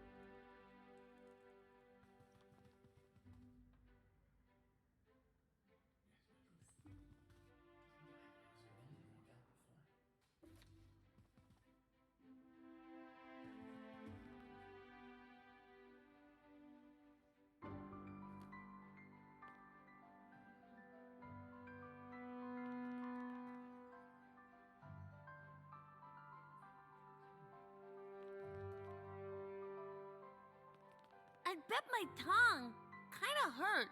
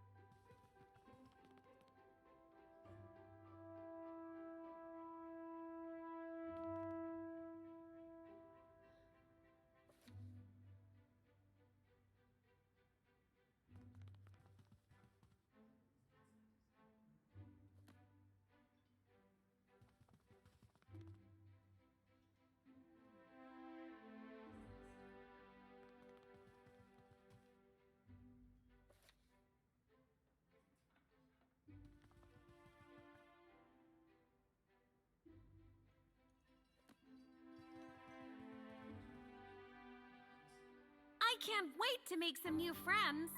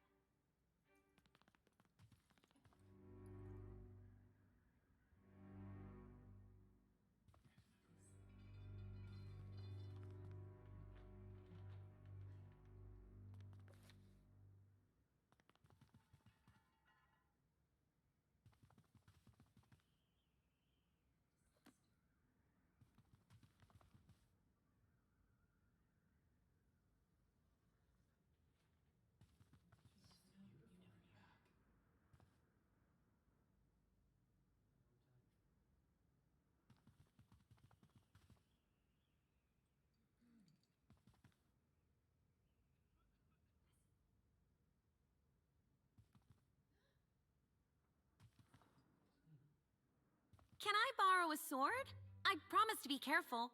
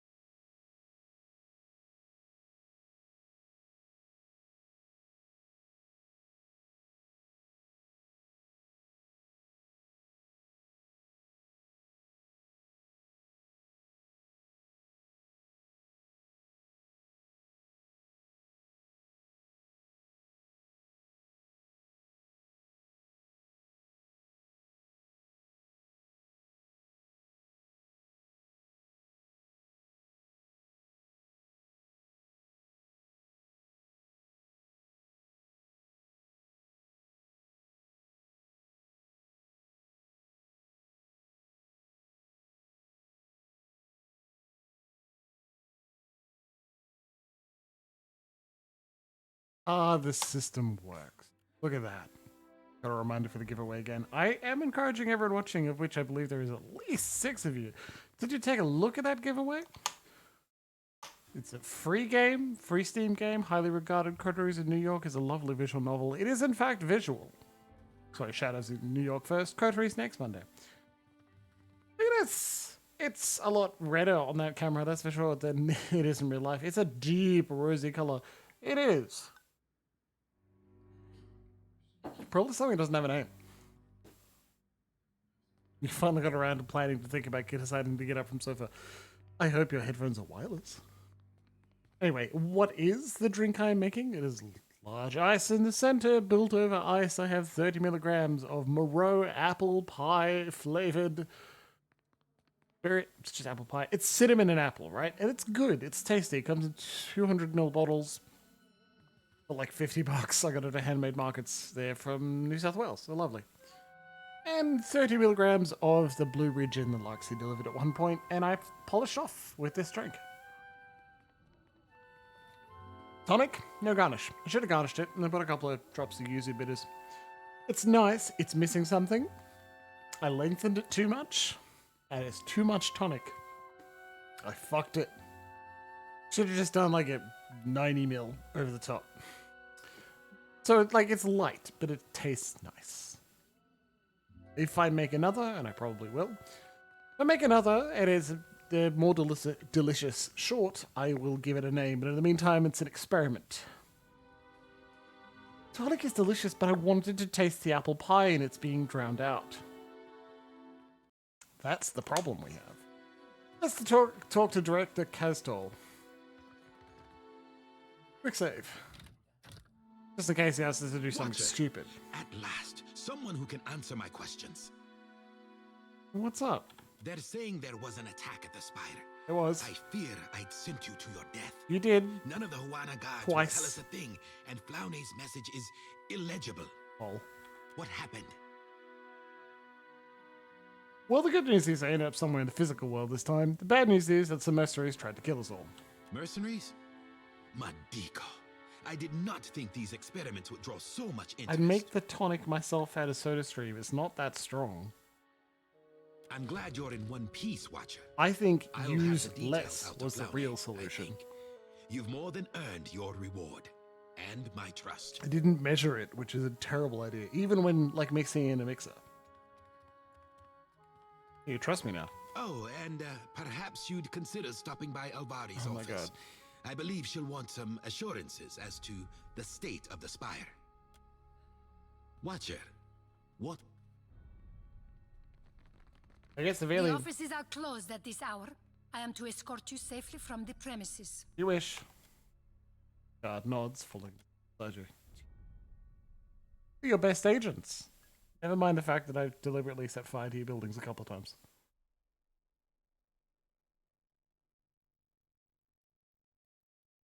As you know that I know, this is not a correction, I want the flavors to build on each other to make a very interesting solution.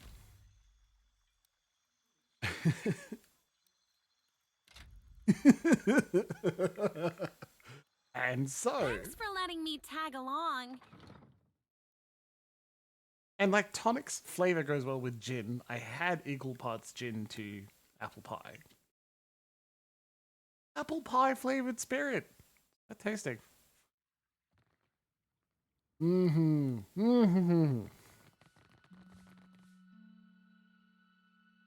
Like, I said to myself, I've just bought a lot of alcohol the night before. Well, 2 nights before. Before I went to the handmade markets. I don't need to buy any more alcohol. They're like, hey, sir, would you like to try this apple pie flavored flavored drink? I'm like, all right. Oh shit, I'm buying a bottle. Yes, please. Hook, line, and sinker. This also worked when they were selling me smoked chorizo. Yes, absolutely. Oh god, give me a packet. Talk to Gollum King and set up a charcuterie board with it. I can't decide if the gods must love or hate you, Watcher. Perhaps both. They definitely hate. Volcanoes, giant waves. I've had my fill of this island.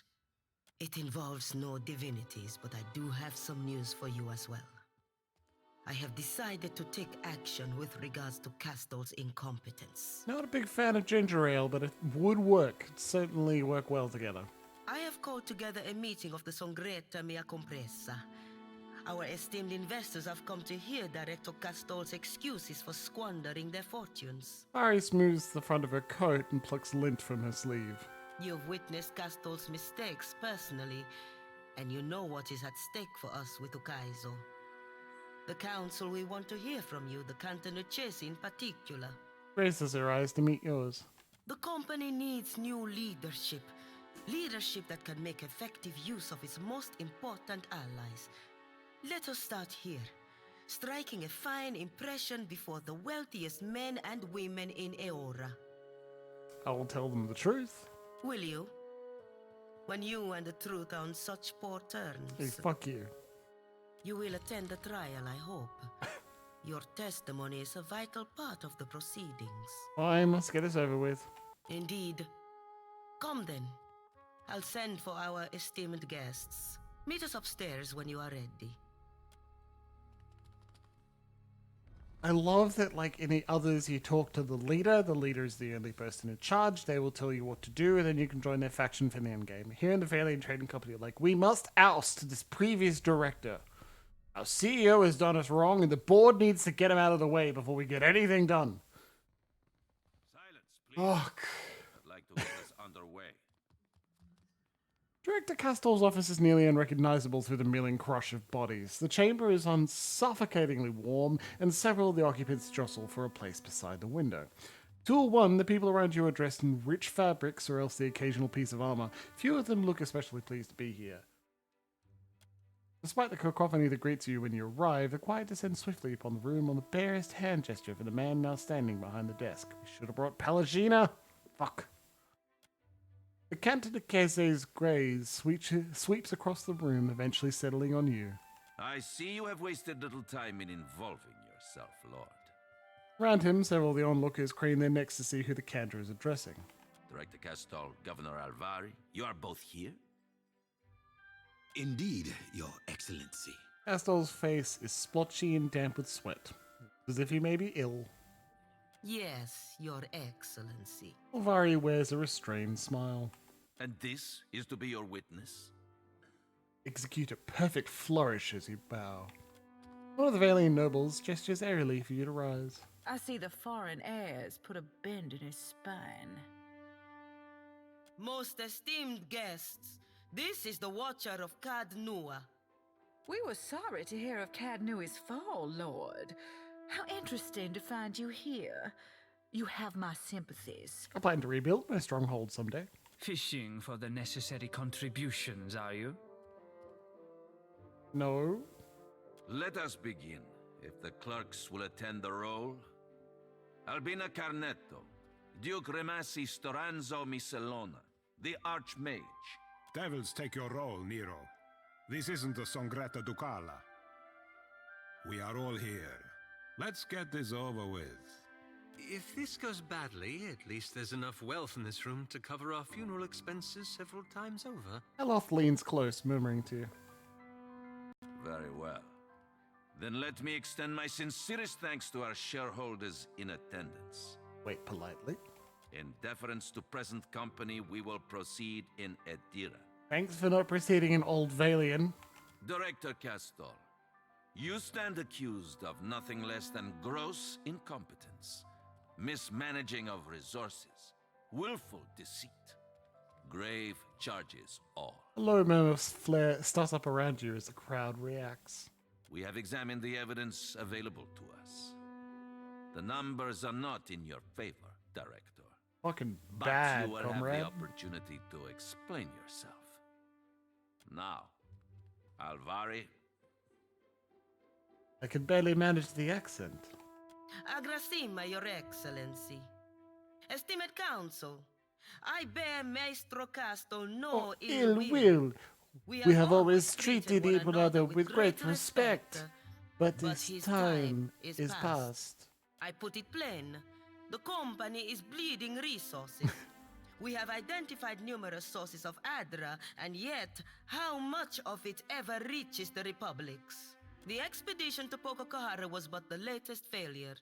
Trained workers and supplies gone, and for nothing. Destroying that Adra was the only way to stay in good terms with the Huana.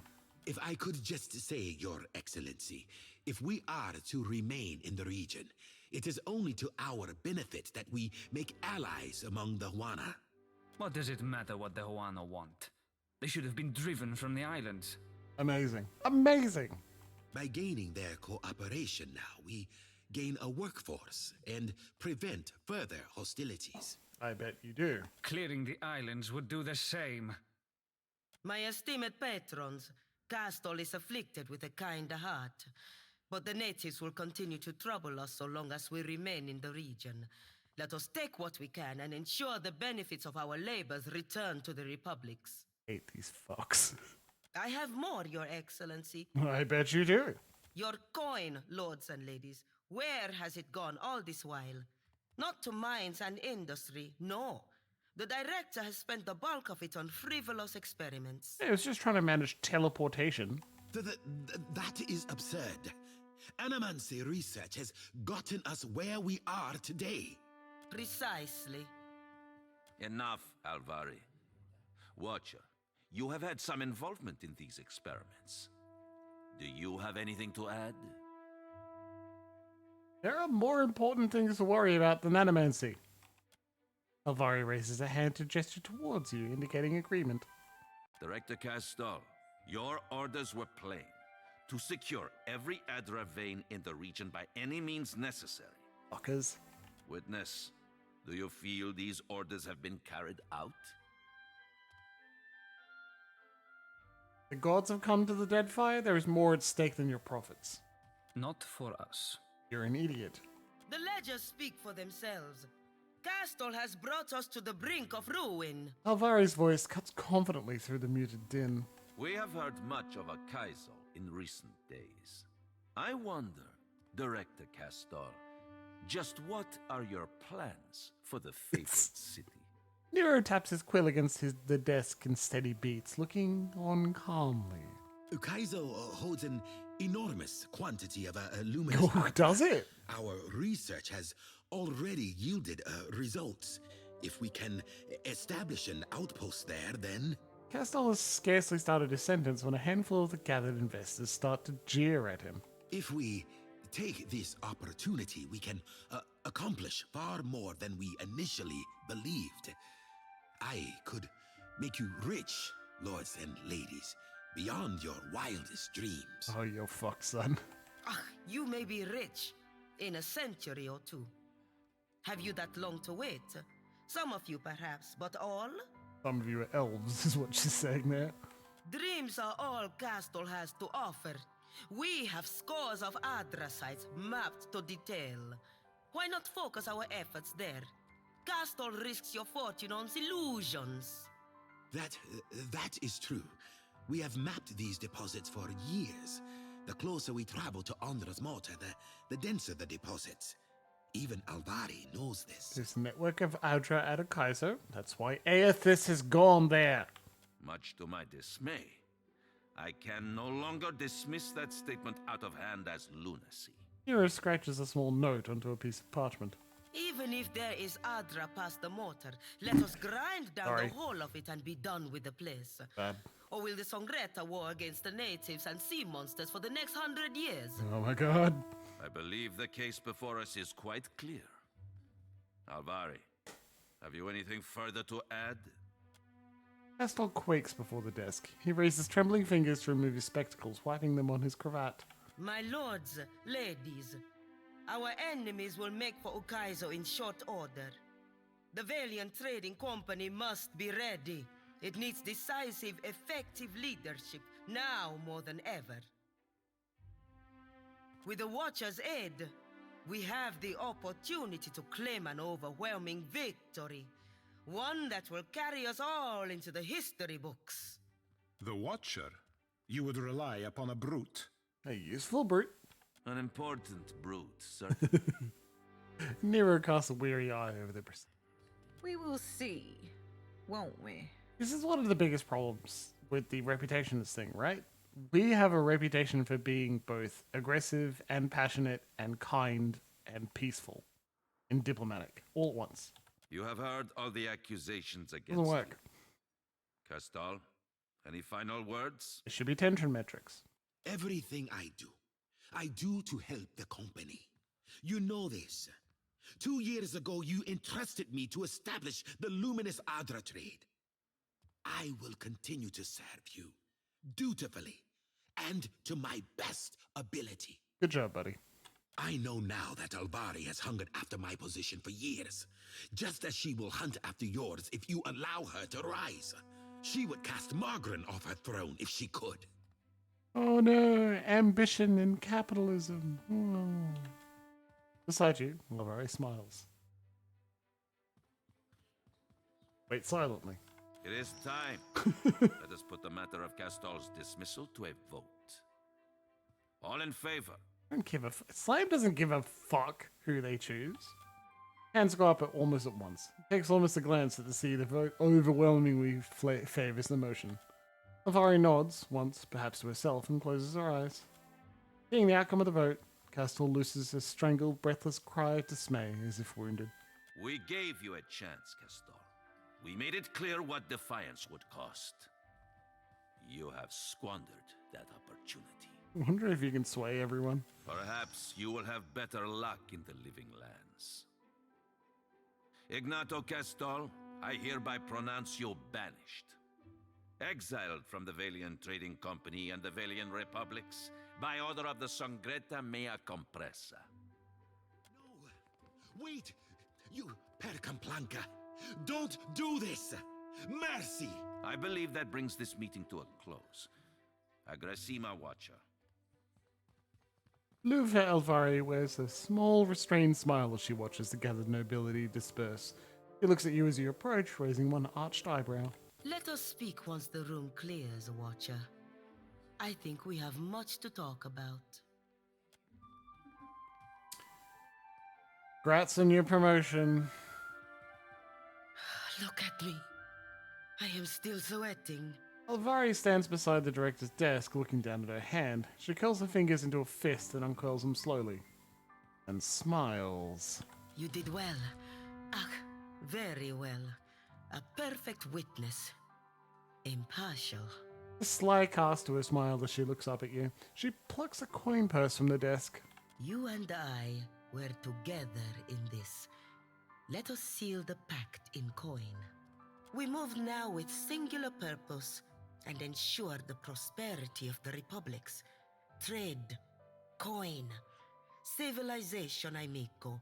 That is what we give them with Ukaizo. And for us, our rightful place in the world. Moderate positive gain.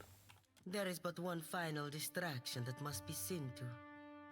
A final obstacle. Elvari lowers her gaze, solemn. The Royal Deadfire Company. They will not stand idly by as we lay our claim. It is time to do something about that. Okay. You have had some success with the Animancers, I hear. It is time for them to earn their keep. I thought you didn't think much of the Animancy experiments. I am simply aware that these experiments aren't a profitable venture in the long term. But I won't discard a useful tool. You're a useful tool. We will use the animals as machines to transport you into the Royal Deadfire Company's powder house. You'll set the powder house alight.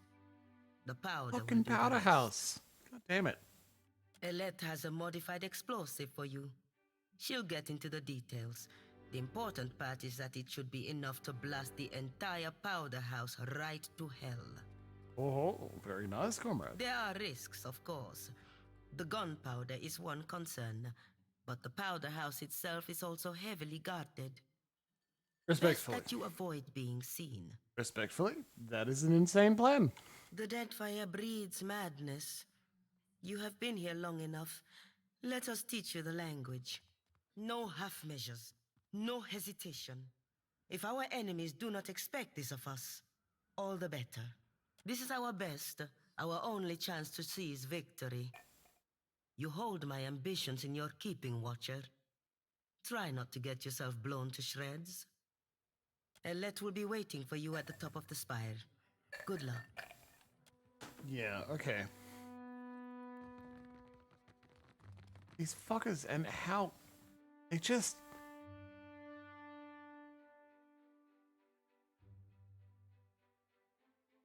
They're absurd, right?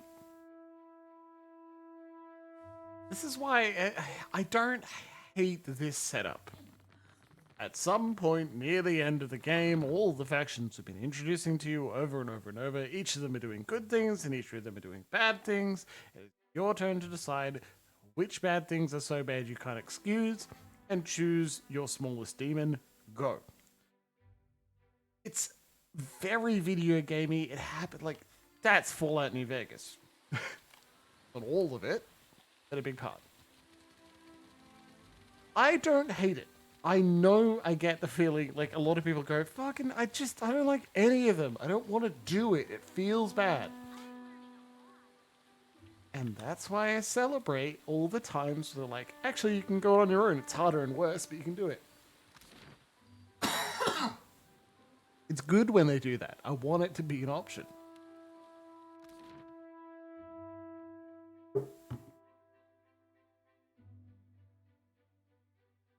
Doggo's waking up. They're not aware of the fact that this will not solve their problems. Onto the shit. Maybe we can finally talk to the goddamn steward. I'm trying to chat to her all game and it's just nothing.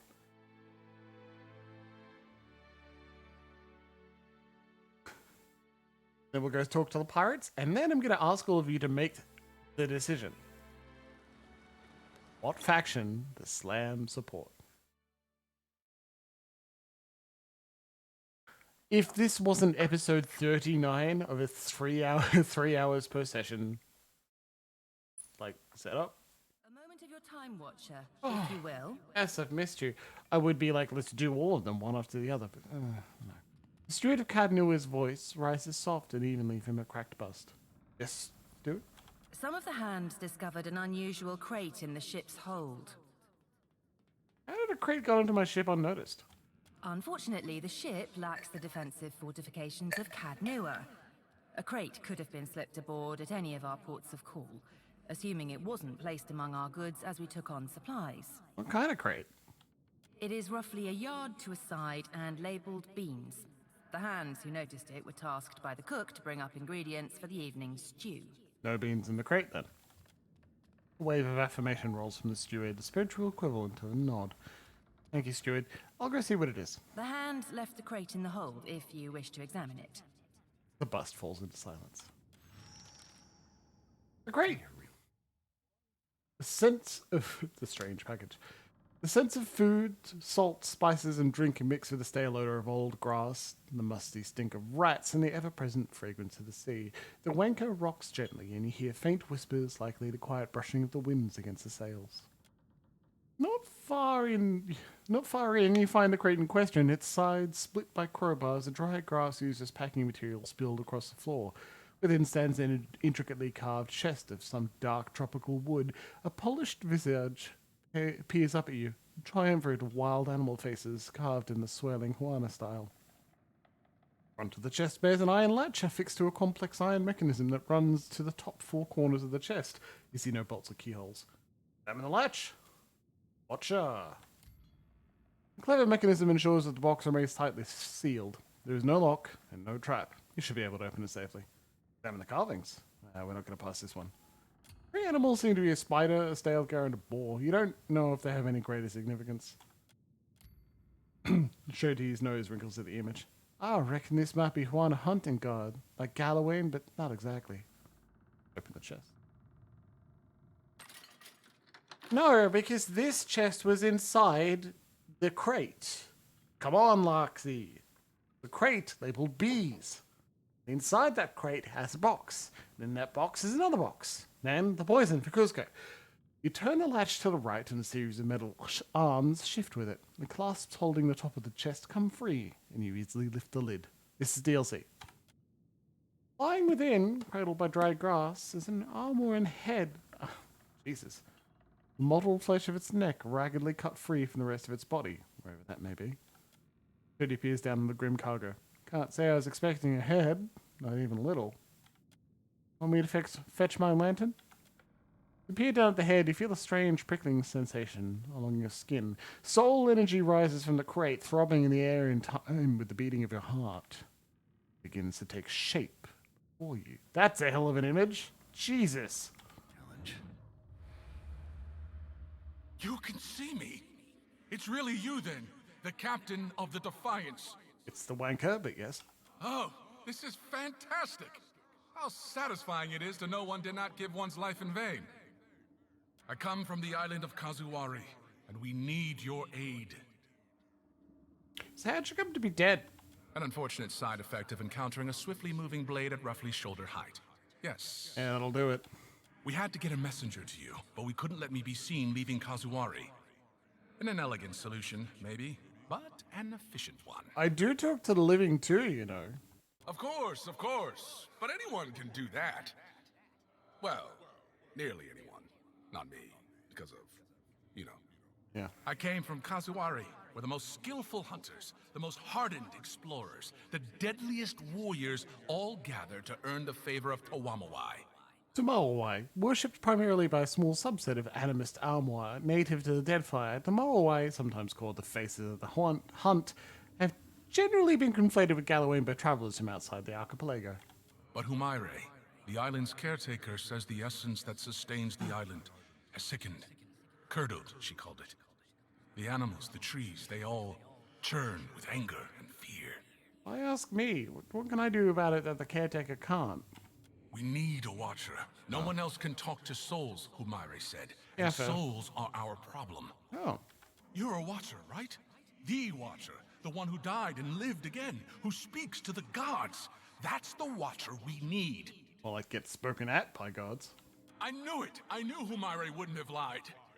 You will help, won't you? I'll help if I can. What do you need me to do? Oh, that's fantastic. Thank you. Speak to Humaire at Kazuari, Watcher. She'll be able to better explain the situation than I am. Where is Kazuari? Kazuari's a huge island west of Hasango. It's pretty hard to miss, what with the high cliffs and waterfalls. Right. There's one thing you should know. The Faces of the Hunt jealously control who enters and leaves the island. But there's a waterfall on the southern side of the island that will allow you to sneak in, so long as you're circumspect. I guess you should also know. He grimaces. The island's residents might not take too kindly to your presence if you're found. They're, prickly bunch. Right. But I'm sure that won't be a problem for you. Before you have a chance to respond to the spirit's waiting, notice Constantin hovering nervously behind you. You need something? No, I just... He clears his throat nervously. Thing is, I might know something about that box there. A little more than something. Go on. All I'm saying is, maybe you don't want to touch it. Maybe we tie a big rock to it and throw it overboard. Right now. I'm gonna need a bit more to go on than that, buddy. It's a box with a dead man's head in it. Fair point. I'm not about to tell you how to do your job, but Watcher, be careful. You seem to know a lot about this. Why is that? Maybe we should talk about it later. You seem to have your hands full. Right. Hey, hello? I'm still here. You just... Are you going to help us? We could really use the help. Helping people who don't want my help? Sounds like fun. They're really not so bad once you get to know them. They're almost... nice? Almost nice? Well, no. That's a lie. Wow. But Humaire's all right. Once we've arrived, I can help you find your way into the heart of the island. You know, if you want me to. I wouldn't want to presume.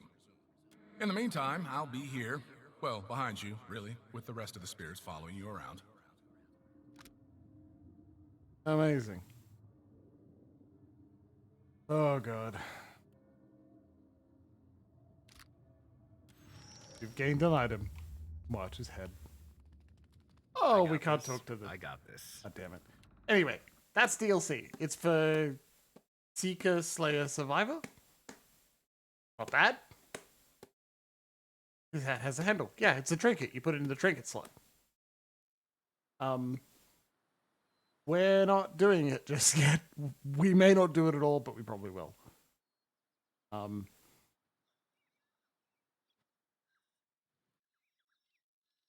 it was on the left-hand side. Not, huh?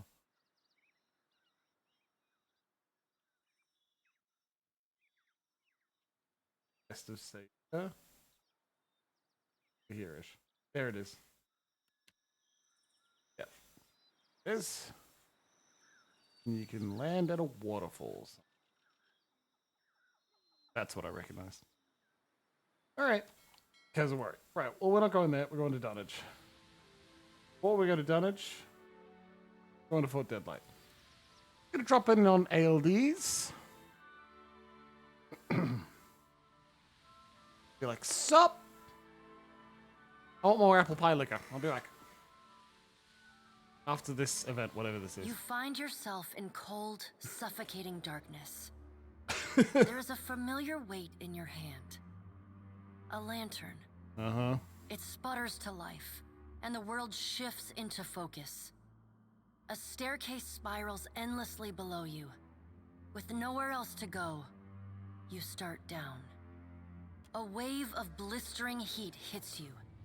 Then a sea salt wind. Divine voices boom and screech. Their words shake the platform beneath you, shake the very air around you. The gods are fighting. Lay your blame elsewhere, Wodika. I won't suffer your arguments any longer. Mogren looms large before you, an accusing finger leveled at the melted visage of Wodika. Yeah, well, she's a jerk. Wodika screws her mouth into a sneer. You fool! If only we had attacked him when I first proposed it. Accusations drip bitter as bile from her tongue.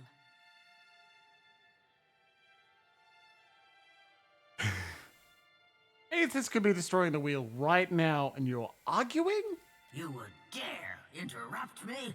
My god. Wodica extends a hand, looking for a moment like she intends to swat you from the platform. But the pallid knight gives her a long, impassive look, and at last, she jerks her hand away. The pallid knight looks down at you, a frown etched deep in her otherwise statue-still features. I am afraid we are not at our best. I know it's not... It's not fun to be in this position of being like the pawn of divinities. But I love it. The Watcher's returned. Not always Perhaps fun. we I should think it's hear fun. what he has to say. Helia's birds chatter anxiously among themselves. Wal's many eyes alight on each god in turn. We make little enough progress on our own. Hey, hey, hey. Progress? Are you planning something new? We try, but agreement eludes us. Andra's storm-dark eyes swivel to meet yours. Is there nothing we can do? Magrin glances at the pallid knight from the corner of her eye. After a thoughtful pause, she speaks. The time has come for us to seize the power we have long left untouched and absorb our scattered children. Andra nods, her lure bobbing bright. Terrible though it would be, perhaps you are right. Didn't Magrid mention this once earlier? I did, and I was scolded like a child for my terrible audacity. A curl of steam rises from her nose. The pallid knight looks on, impassive. Should we be killed, we may possess the bodies of our godlike children. Or should we face a force too powerful to stand against, we can absorb their souls, granting us additional strength. I fucking told you! Aha! Didn't I tell you it was going to be an important revelation about the godlike and what their purpose is? Why you'd say it? Why are they so important to the world? My friend, it pays off in a way that fits with how we understand these divinities work the whole way. Why would Slam Shadow say anything other than, what? Yes. Thousands of their lives would be forfeit to serve the greater good. The pallid knight speaks with the chilly temperance possessed only by the god of death. Who's good? Yours? We are your gods, forged of thousands upon thousands of willing souls sacrificed on the altar of progress. Yes, our good is greater. Fuck you, Berith. But the time for that plan has long passed us by.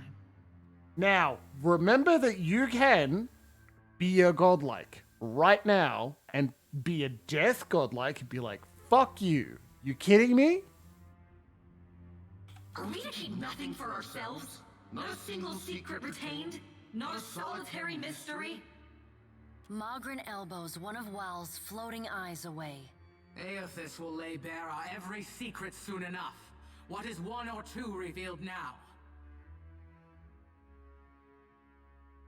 But we get ahead of ourselves.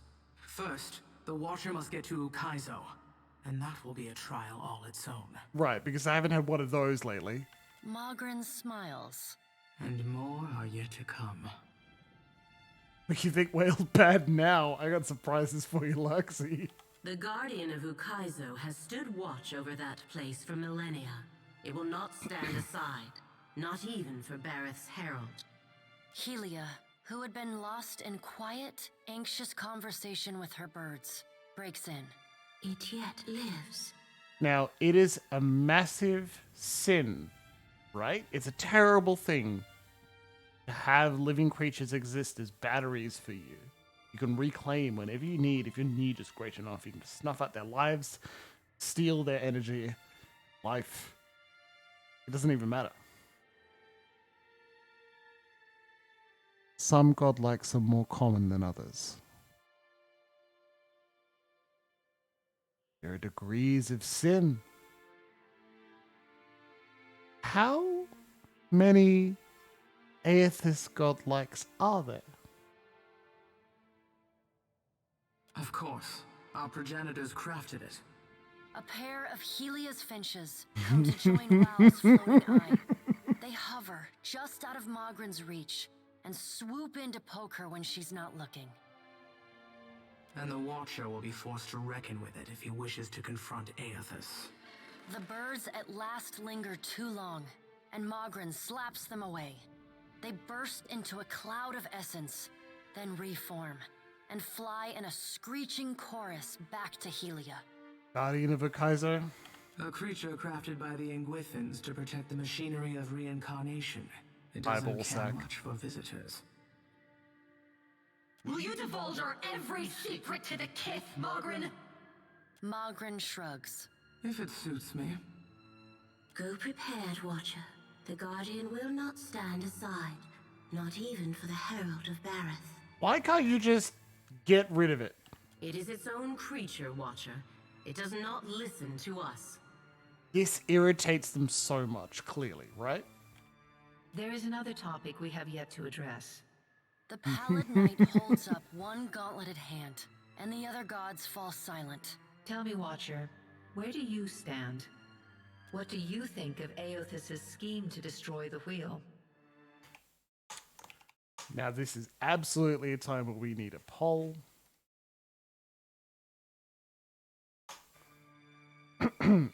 One, it's a long time coming. Kith will finally know what a bunch of frauds you all are. 2, with the gods' guidance, we might survive with Aethys' plans.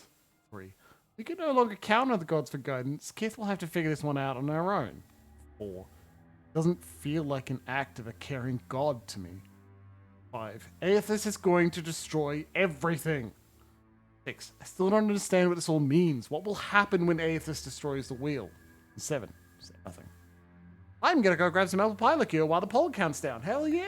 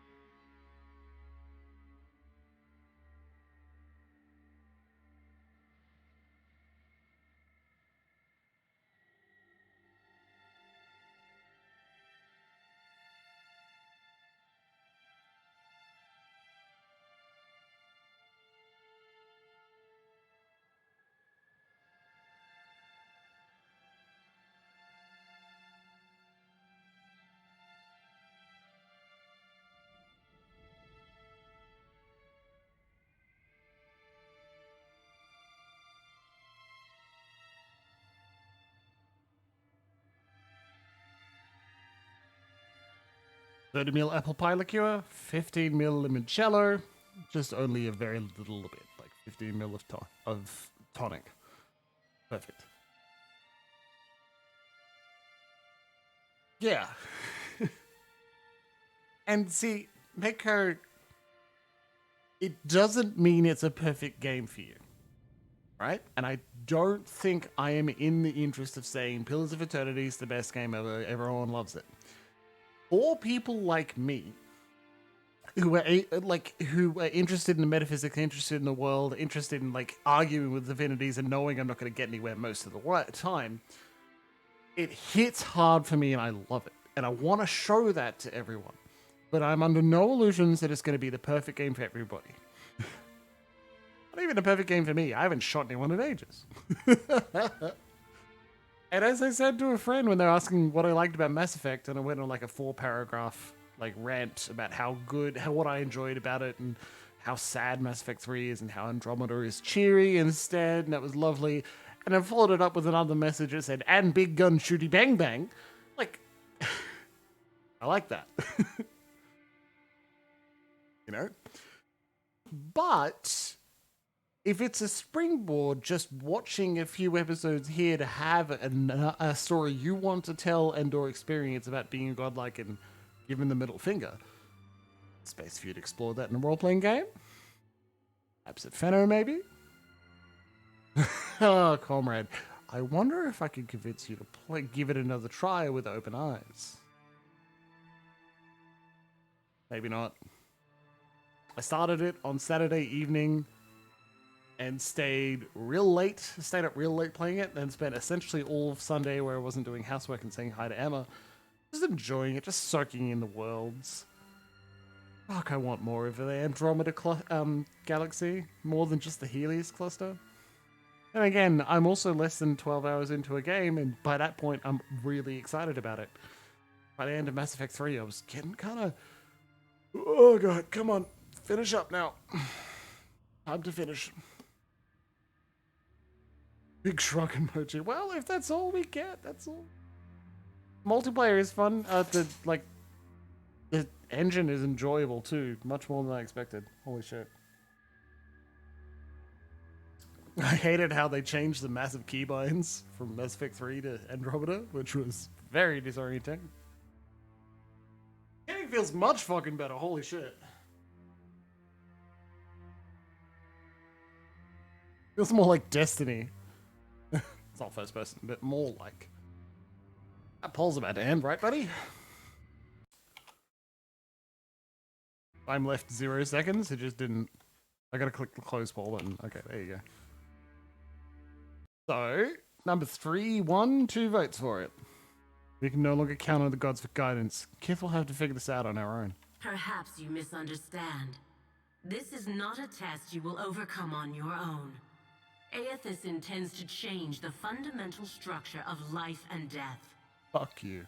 Does that not frighten you? You, Kith, who are most vulnerable? Oh, I'm terrified. Aethys loves the mortals more than any of us. He has always been their greatest champion. He believes Kith will rise to his challenge. I am not so sure, but I look forward to watching them try. How did Aethys fool you all? You're the most powerful beings in all of Eora. He found our blind spot and exploited it admirably. By the time we even had a hint of what it was he intended, it was already too late to stop him. If we still had our bodies, we could oppose him. Warwick balls. Warwick balls her bony hands into fists and glares long at Andra. Eat a dick. Do not lay your blame on me. We set them aside after I killed Abaddon, it is true, but you did not fight the decision then. She turns her back on Warwick then, and looks instead to the Pallid Knight. What if Aethys is right, and Kith succeed in rebuilding the wheel? What then? We'll remake our world without you in it. Such hubris. Fuck off. Kith will make a mess of things. You cannot help yourselves. You must be controlled, lest you stray and fail. And what if they fail? Then they die. And so do we. We have to help them. Helia's voice rises, near to panic. Warwick drives her fist into her hand. Help them? We should finally bring them to heel. The Pallid Knight raises a hand and stares at Warwick until she falls silent. Well, well, well. Watcher, Aethys yet values your counsel. Does. The Pallid Knight's eyes bore into yours. An impassioned plea from the Hound of Aethys may still temper his actions. Confront him at Ukaizo.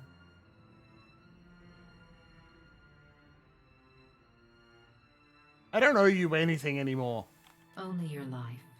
A faint smile plays at the corner of the Pallid Knight's lips. They all could have done something about Warwick. Time moves swiftly away from us now. The Pallid Knight spreads her hands before her. Go, Watcher.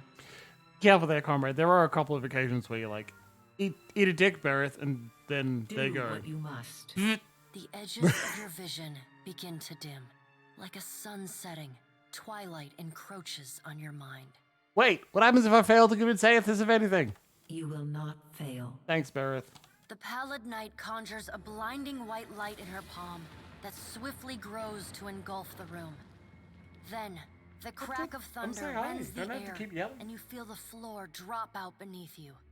You come to flat on your back, staring at an all too familiar ceiling. Alone, once again. Fuck, I love it.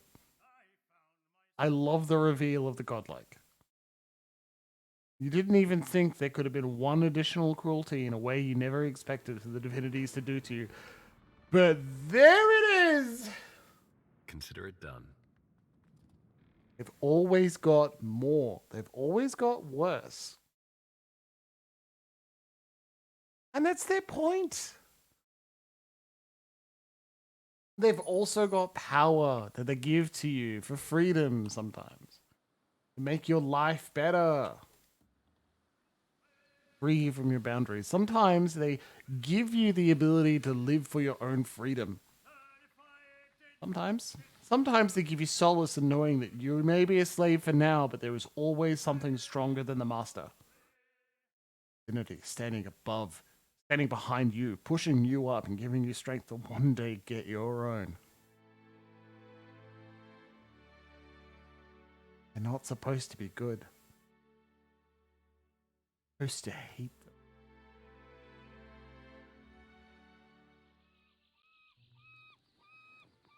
Except Aethys. You're supposed to have conflicted thoughts about Aethys. And that's why I'm not giving you an answer. You're going to be my place. It's also why I'm telling you how I feel, but not making it mandatory for you to agree with me. One, is that not me? Dude, that's just not correct. That's not how we do this. Get these nuts. I love it. Obviously. Kitchen? Nose. The command. I'm worried that we'll go talk to ALDs and she'll just be like, what the fuck? I'm in Fort Deadlight. What are you doing? I'm like, ugh, we sail. Got a quest to turn in as well, a bounty. Not that it fucking matters. We've got all the experience points and gold we need. Which way you step, not all as damp as water.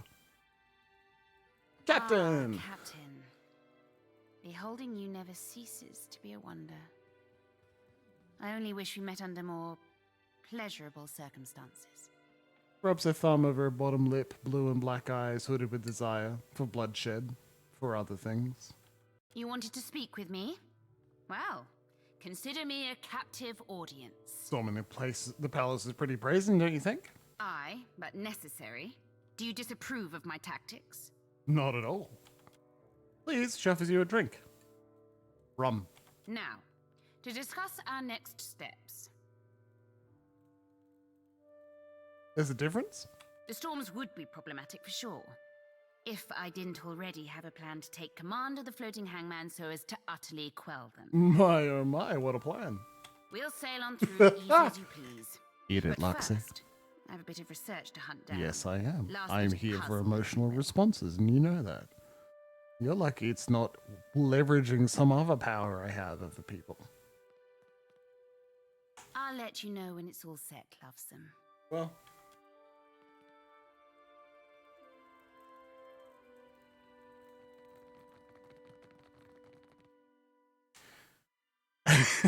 Eyebrows, eyebrows, eyebrows.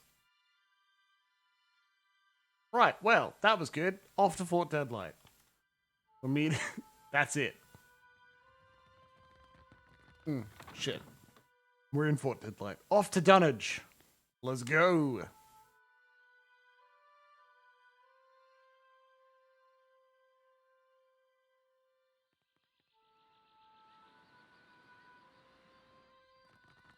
Please be giving me a beverage.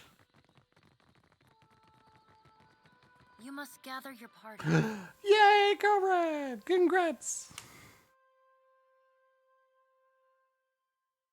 You get an additional one because you're a subscriber. Congratulations.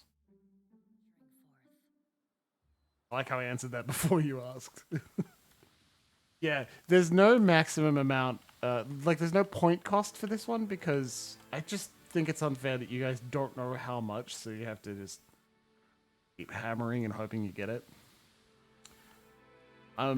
I am encouraging people. Like, I want it to Captain Thanos to document things. I want as many of you as possible to go for it.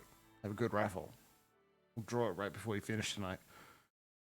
No, you don't have to add it to your Steam account and play it and tell me it's great. You can do what you want with it. If you want to do it, give it in your own giveaway, or like give it to a cutie that you're trying to see the nipples of. Like, that's fine.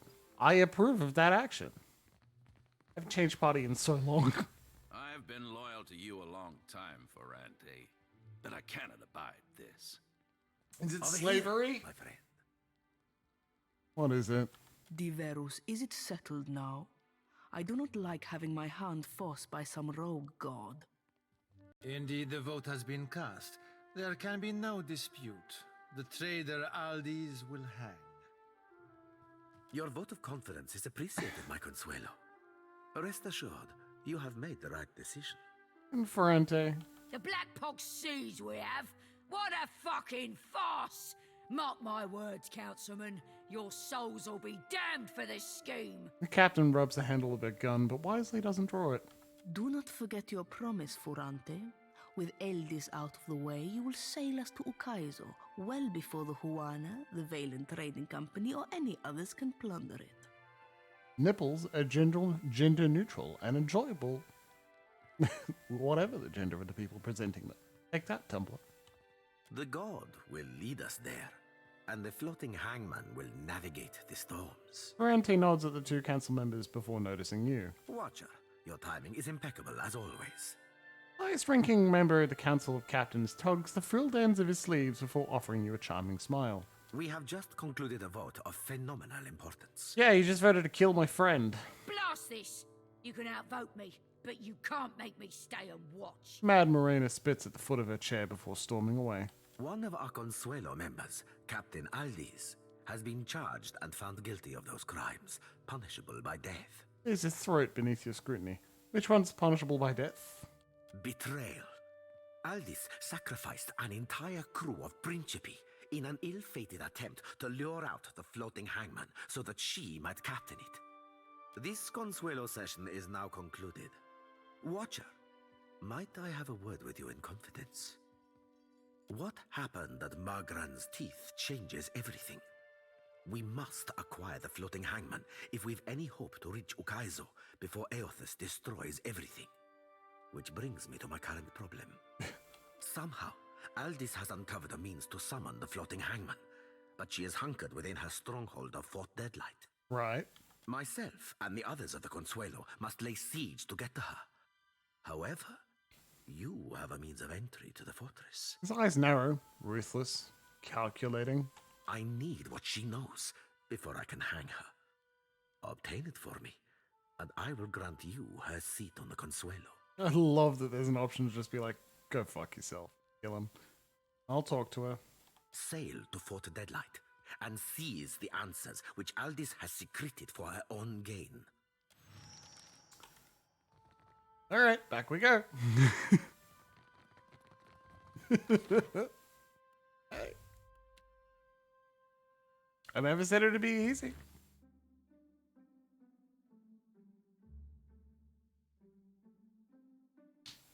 Sadly, we can't just grab Mad Moreno out of nowhere.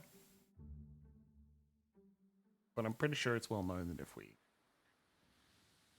sail to Fort Deadlight, like, that's a decision I'm happy to make. I'm happy to go, yeah, you're probably not... I can't imagine any of you are going to be pleased with the idea of just, like, killing her. You know? I'll just make that decision on behalf of chat. But at least we'll go speak to elders and be like, what the fuck? Hilariously, this isn't even a point where you decide to join them. I want to throw the first punch. Like, we've got more to go. Also, I did think of one thing I want to do before we go further. It has not really been fair that we've essentially been treating this party as our party for the endgame.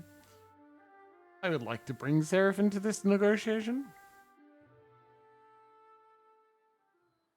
And I intend to bring, when we choose a faction, I intend to bring everyone who is on an opposite faction to that discussion.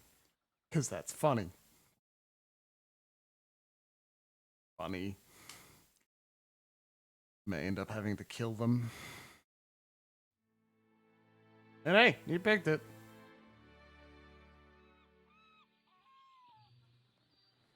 You want to join the Royal Deadfire Training Company and bring along Takehu, our boyfriend, and have him go, you're going to kill the queen? I'm not going to let you do that. And then we have to kill him as well. Would that be fun? Would you like to see that? Sam Shadows kill his boyfriend?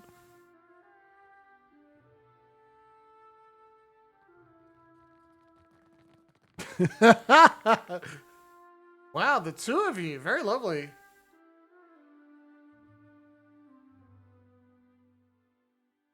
I can't, but you just don't like Takeru. Not as if Gollum was here. Fuck yeah, kill him. Arr.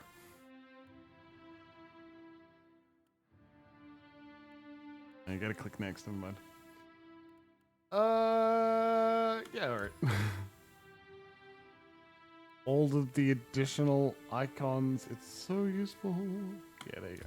That's fantastic. Because he killed a lot of people. Alright, so he can't get those two because he is in fact multi-boss, but we can pick Bloodthirst. Kill someone to get an instant another attack. It's so good. We'll do that. Doesn't need any additional Cypher skills. He's totally good. Even if Ancestor's Memory would be pretty good. Just brilliant inspiration. We can get it from other sources.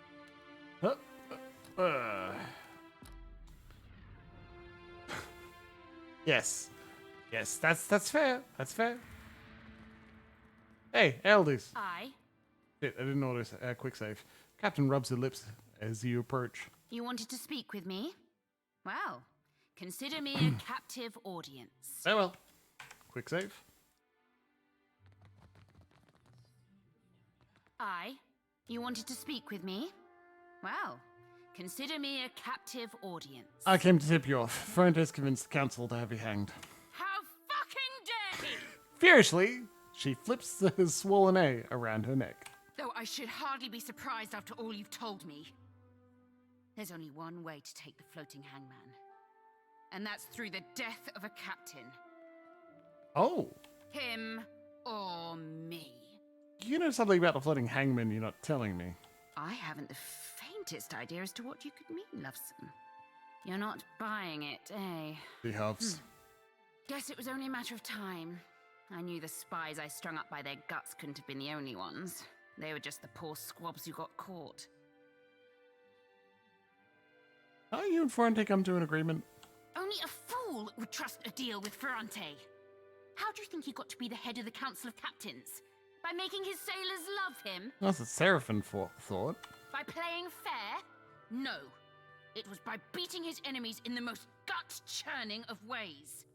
That's how you keep new ones from wanting to try you. Ferrante covets the floating hangman in order to enforce his control of the Principe, not to protect us from our outside enemies. Nor to beat your rampaging god to Ukaizo. Oof. But I'm 2 leagues ahead of Ferrante. I know how to summon and command the floating hangman. Oh, yeah? Of course, I destroyed the information as soon as I uncovered Ferrante's spies. You'll never learn it without me. Get me the floating hangman. I'll give you the Principe. I'm happy to work with you, Lovesome. I've been after a partnership with you for a long time. And I think you know that. Oh, yeah? But if we're to help each other, there is one thing I want from you in return for the floating hangman. That cockrot Ferrante needs to go. Hang him, gut him, I don't care. But get rid of him. All right? Is there a non-violent option? I don't see how. Unless Ferrante could be shown to be a traitor to the Principe. Aldise runs her tongue over her teeth, thoughtful. I'll sail to Dunwich and take command of the Principe as soon as Ferrante is gone. Okay. I just want to look up something.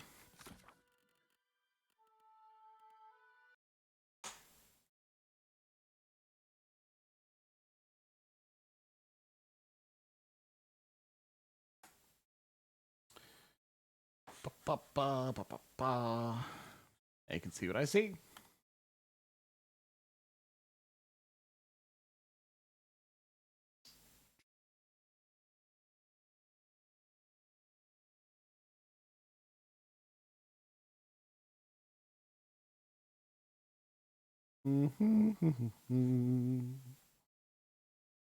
Okay. Not quite what I'm after. That's with death. Action quest. The only way to is it? Seraphim for it. Nothing after this. Completing this quest will align with the Principi for the final confrontation. Right, see, that's what we're after.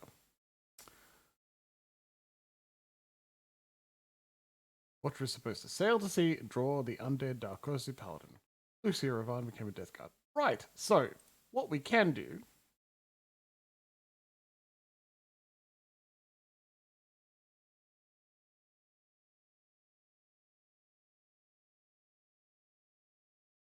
we are at the point where we can do one more Principi quest. However, it is 10 minutes until we finish for tonight. Did you kill Tuai? I do not remember. Apologies, it's been too long. What I would like to do instead is actually do the final vote about which faction we're going to join, okay? Now that's a big fucking deal. Give me a second while I set up a poll. Oh,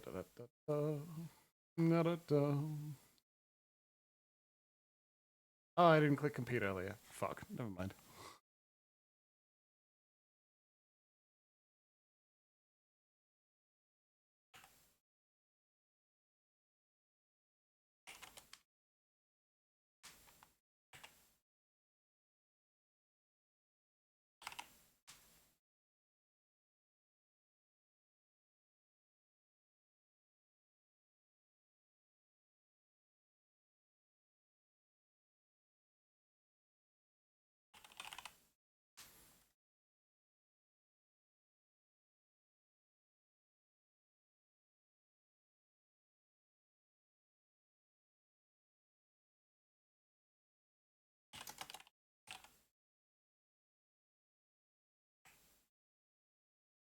Finally.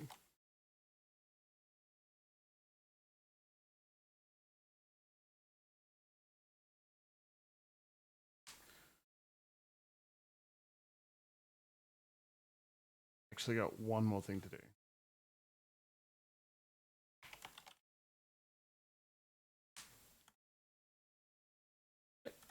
And go. Now. Yeah. That's okay, Mako. Don't worry about it. So, there are 4 options. 1, 2, 3, and 4. Hilariously, it doesn't... Like, I was hoping the poll would summarize what they do. But they didn't. So, polls. Vote 1 is for pirates. The Principi Sen Patrona. They are both old guard from Valia who work on, like, tradition and being, like, gentlemen pirates, and rampant drunken fools who win by violence and don't give a shit. Vote 2. The Royal Deadfire Trading Company. A group of Rowataians who wish to kill the queen of the Huana and take over and colonize and civilize the savages. The Huana. They currently live here, right? They intend to destroy the other trading companies and just continue living their caste system. With greater prizes, the prize share would increase, and so their underclass won't starve as much, probably. The Valiant Trading Company. By God, they are the biggest bunch of capitalists we've ever heard of. However, they're only interested in, like, creating profit. They'll exploit the people, but they're not actually racist about it. And vote 5. Go it alone. Fuck it. Why vote fuck it? Because it is an option. Coming storm. Only a capable ship would survive the journey through Ondra's mortar. All else fails, outfitting the ship independently would make a better preparation than none at all. It is possible to go, fuck it, I don't give a shit, and we'll just go on our own, and if we do that, we can go now.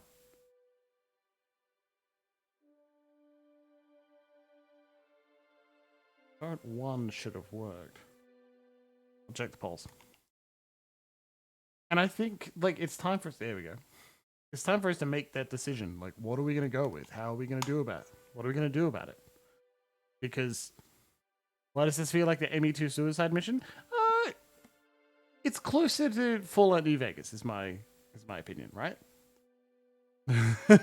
Because none of these are the incorrect or correct option. Same vibes, yes. Suicide mission is going alone. Like, that's what happens. Outfit the ship with the best crew you can in the best possible gear, and go through and see who lives and who dies. But otherwise, choosing a faction is just like, they're all wrong in some way or the other. Exactly. And that's frustrating at some point because there's no, like, best option. But it's like, what levels of wrongness are you willing to accept? We're happier to admit, like, the pirates kill people. We saw that in the random encounter in Nekataka. Like, hey, you want the shiny object? Come down this dark alley. And then they shank you and steal your stuff. But they're not setting up outposts and rampaging over the natives' territory. They're just robbing merchant ships and killing them sometimes. They're also not, like, enforcing a caste system. Because the pirates are either slavers or self-absorbed bragans. Well, here's the thing. I didn't actually ask whether, if we work with the pirates, are we going to go with the slaver? That's not an option. I'm not putting them on the table. I'm not letting you choose it. We're not going to work with Ferrante. He worked with slavers. We killed all the slavers, and he's not even sorry about it. So fuck him. He dies. I should note, the last time I played through, I joined the Valian Trading Company.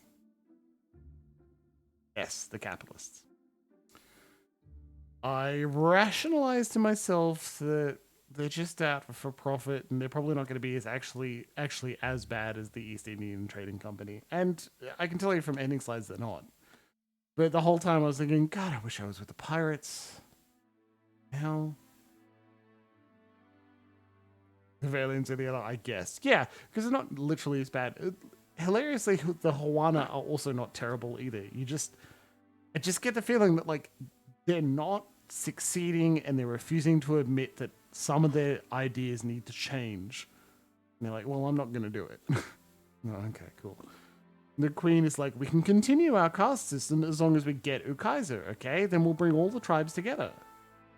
And then there'll be enough prize share. And she may be right, she may not be.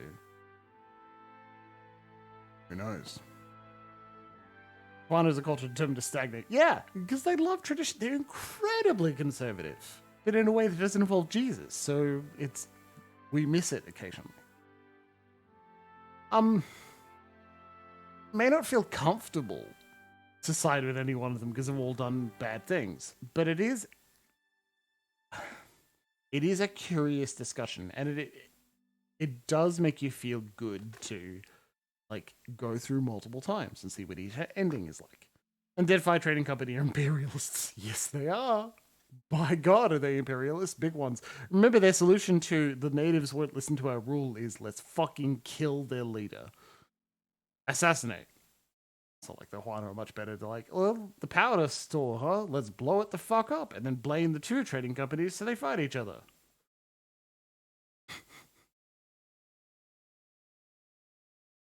I think I had Director Castor my first playthrough. I was just like, nah, he's cool. He's a bit of an idiot, but whatever. He spends money on research instead of extracting profit. Why are you so mad, lol?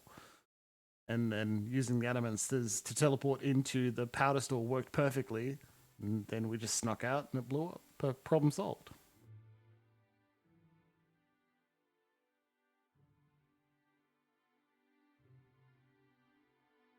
Otherwise, I believe we've had all the votes we're going to get. I'm going to hit the close button. Let's do the thing. Close poll. Complete. Congratulations. We are joining the Principi San Patrona.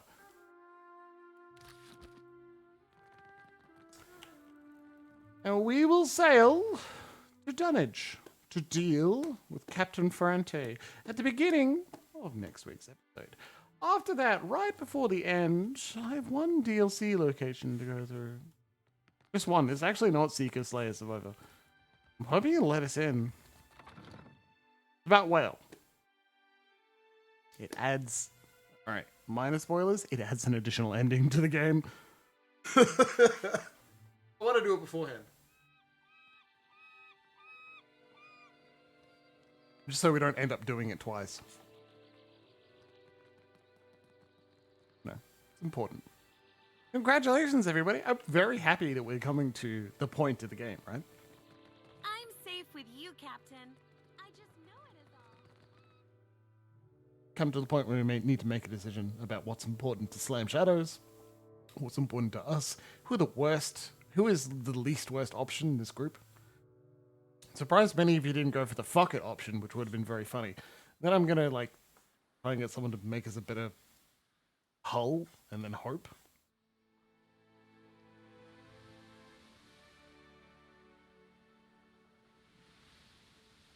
I guess too many of you thought, "Whoa, it sounds like asking for trouble." Yeah, but Slam Shadows, man. Slam freaking Shadows.